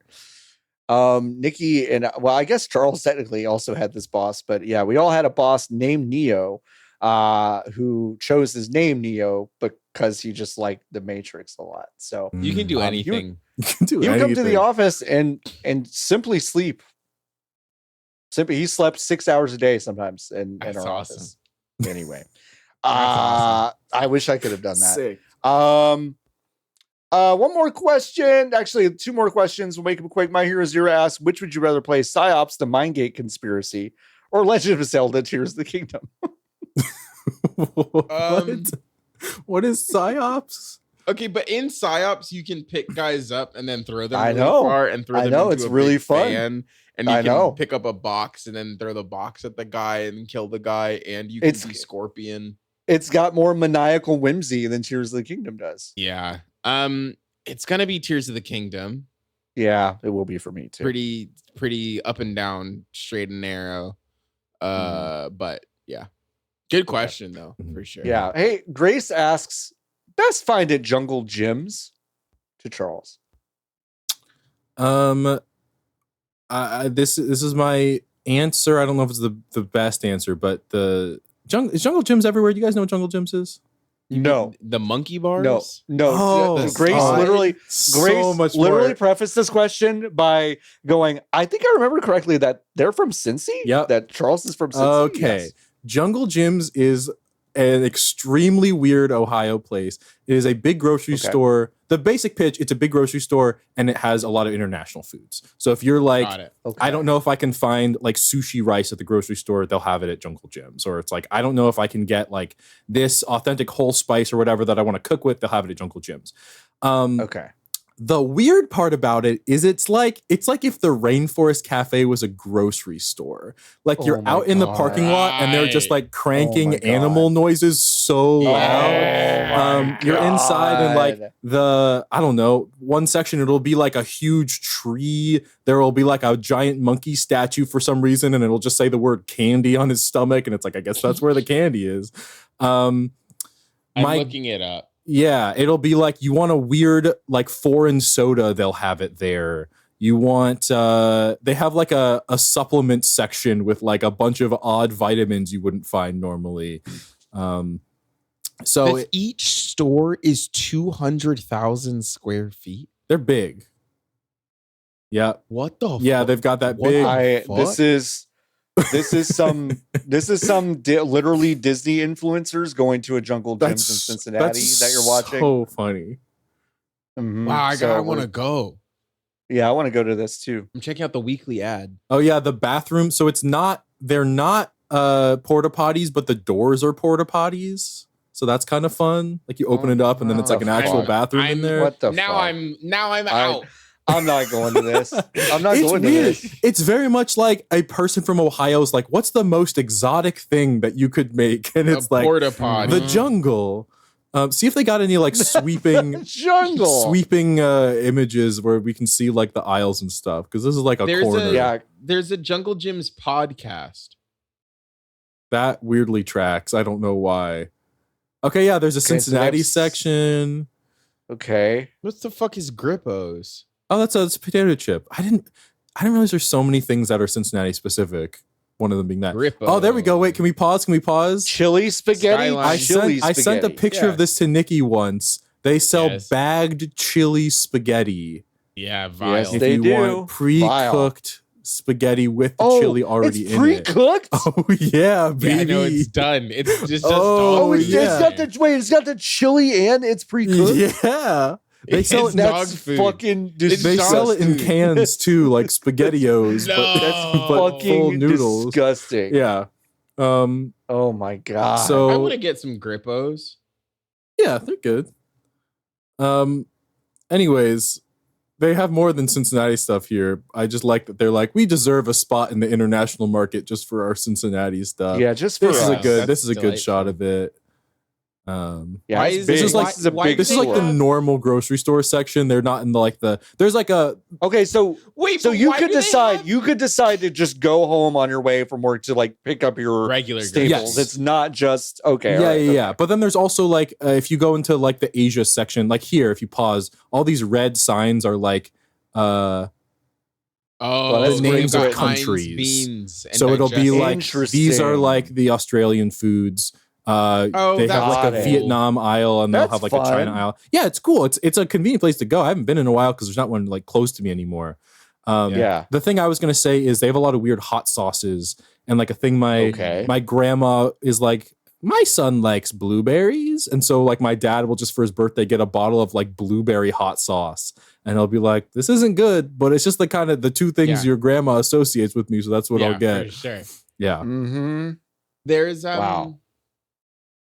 There's nothing I wouldn't do right now to close my eyes and wake up in a Jungle Jim's. I was literally, I'm like, I would love to, for the next hour and a half, like hang out in this place. Yeah, we went and it is kind of built like that. It's built to kind of be an attraction. We went and specifically we're like, we're not going to get a cart because we just want like a few basic things you can't find other places. And had people come up to us multiple times like, can we get you guys a cart? Like, no, please, no. We just wanted cream soda and specific ramen. We just wanted a couple things. I was going to ask why is there a slot machine? The famous nation of Las Vegas. If you go, and then there's also a ramen UFO. That's good. There's a ramen UFO. If you go back to the regular grocery store section, There are a couple of yes, that's perfect. Why do they have NASCAR pit lane sticks, but it's got goldfish and Oreo on it? Great question. Great question. Someone I can't imagine being like, I really want some American regular flavor Oreos. Ah, great. Jungle Gyms, how convenient. It's also like, to be clear, it's like a 5 minute, not 5 minute. It's like a 2-minute walk from the entrance to the actual groceries. Like it's really long. They have like wait, what do you have to go past? So there's all the carts, but then there's also like there's a coffee shop in there. I want to say there's like a toy store kind of thing. It's a very like elaborate structure. All the stars are here. All the stars are here. Well, you know what? Thank you for telling us about. There's a bourbon bar in there. There's a bourbon bar. Oh my god! Pick your 6-pack. Yeah, they do that with a bunch of like fancy sodas and beers. Press that button. Tony the Tiger on a horse. Wow. What? There's like is this Jungle Jim? Maybe, yeah. Jungle Jim's he's king the of king of pop, pop, and he's what the fuck? This is absurd. I would love to spend some time there, like immediately. I want to go to this right now. They even have a smoke-friendly lounge. They do? I have no incredible memory of that. Can you imagine walking into the smoking lounge? Someone opens the bag of chili spaghetti and they're smoking a cigarette, just taking frequent spoonfuls out of this bag. No, that's Cincinnati, drags baby. Of a cigarette. That's fucking Cincinnati. Cigarettes and bagged spaghetti. Who day? Yeah.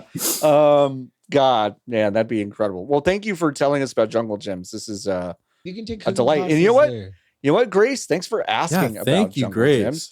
We love Hive questions because they open us up to new experiences like learning about Jungle Gyms. You can go to VGBs.com/join and join the Hive and ask us a Hive question whenever you want, and we'll answer it on the show. There are a few that we didn't get to today. I will answer those in a bonus sometime this weekend. Folks, we got to get out of here. We've been doing this thing for almost 2.5 hours. That is nuts. Charles, it's your time to shine, my friend. Plug away. Wow. You can find me on social media at ChuckDuck365. You can support Game Informer at GameInformer.com, which would be great for me. I've got a bunch of, we relaunched the site recently. We have so much stuff up. Yeah, which is great. We put up 29 reviews in the time that we were waiting, just of games that we hadn't played yet. One of the games got a 5.5 out of 10. One of the games got a 10 out of 10. We haven't given one of those since Elden Ring, I think. Damn. I have done a bunch of those. I reviewed 1,000 Times Resist. I reviewed Mouthwashing. I reviewed Arco. I also edited some video reviews that are on the YouTube channel. Just lots of stuff there. You can find me at ChuckDuck365. I said that already. And also, I'll plug my brother Andre has music on Spotify and other streaming services. His name is Andre Harte. His most recent album is called Friends Can Say I Love You. And he's actually very good. I'm biased because he is my brother, but it's also a thing where he played trombone because I played trombone, and then he got really, really good with it. And now I listen to his stuff. I'm like, oh, I'm kind of jealous. I should have. It's fun when you have someone in your life that you love that you don't have to lie about. Yes, when you say that absolutely. Their stuff is good. It's fun. It's a weird thing, but it's definitely true. Yeah. Nikki, do you have anything? 10. Oh, I see it. Never mind. Yep. Never mind. Nikki, what do you want to plug? I have a newsletter called Make You Think. It comes out on Saturdays now. I'm moving it from Friday to Saturday because the timing just doesn't. I think that makes a lot of sense. Yep, you work too much now. Cool. So it comes out, which is awesome. It's so awesome. It's just so awesome. Oh, what'd you drop? I have a little Allen wrench here. Oh, an Allen wrench. Hell yeah, brother. Allen wrench. I've got an AirTag. Oh, sick. I've got one of these. I was also playing with this lens cover most of the fidgeting. Oh, yeah, nothing better. That's fun. Newsletter make you think .club. Get subscribed because I'm gonna send a bunch of pictures this weekend because I'm going away. But I'll be back. But yeah. The make you think .club. John, where can people find you? You can find me over at blueskyfloppyadult.com. Please go to vgbs.com/join. Really, really, really, truly please review this podcast if you can. I will start reading your reviews on the air. I don't think we got. I can't believe I didn't fucking look before I. What did you not do? Apple Podcasts. VGBs. I said I would read them if there are none. Nope, there are no new ones, only the old ones. So y'all are out of luck. But go review it. If you leave me a 5-star review, I will read it on the air. Go buy a glider. Jesus Christ. Feetlegal.com. It's getting so fucking expensive. No, never been a better time. It's crazy. How? Why? It is fucking What do you crazy. mean? Why is it expensive? How much more expensive these are to make than they were 3 months ago. Why? I think that's who's your to say? fault, John. And I don't Yeah, think we it's should. not your I don't problem. think we should My interrogate fault. the Lower world the at large price. at all. My fault. Lower the price. It's Change the price. My fault. Anyway, go to Fix feetlegal.com. And also, once again, go to vgbs.com/join. Please, please, please, please, please join the hive. We're trying to do more stuff with this brand. And yeah, hey, go listen to my conversation with Kate Lincoln Goldfinch, an immigration attorney. Things have already changed since we talked for the worse. But it's a really good conversation about what's going on in the world today. And we're going to do more stuff like that on the brand. So if you don't like it, you can jump in a Eat river. shit. But you know what? We've gotten some really good feedback from everyone. So I'm glad everyone appreciated that. Okay, folks, we're going to get out of here. We've been doing this. I think we broke. You know what, Charles? I think you went longer than Tim Rogers. You can now say that. Wow. You know, I'm probably also in real life longer than Tim Rogers. You are. So new 5-star runtime here. Tim's got something to work toward next time he's on. Okay, folks, we will see you next time. Keep on buzzing. Bye. Wait a second. Bye. Now it's gonna go. Bye.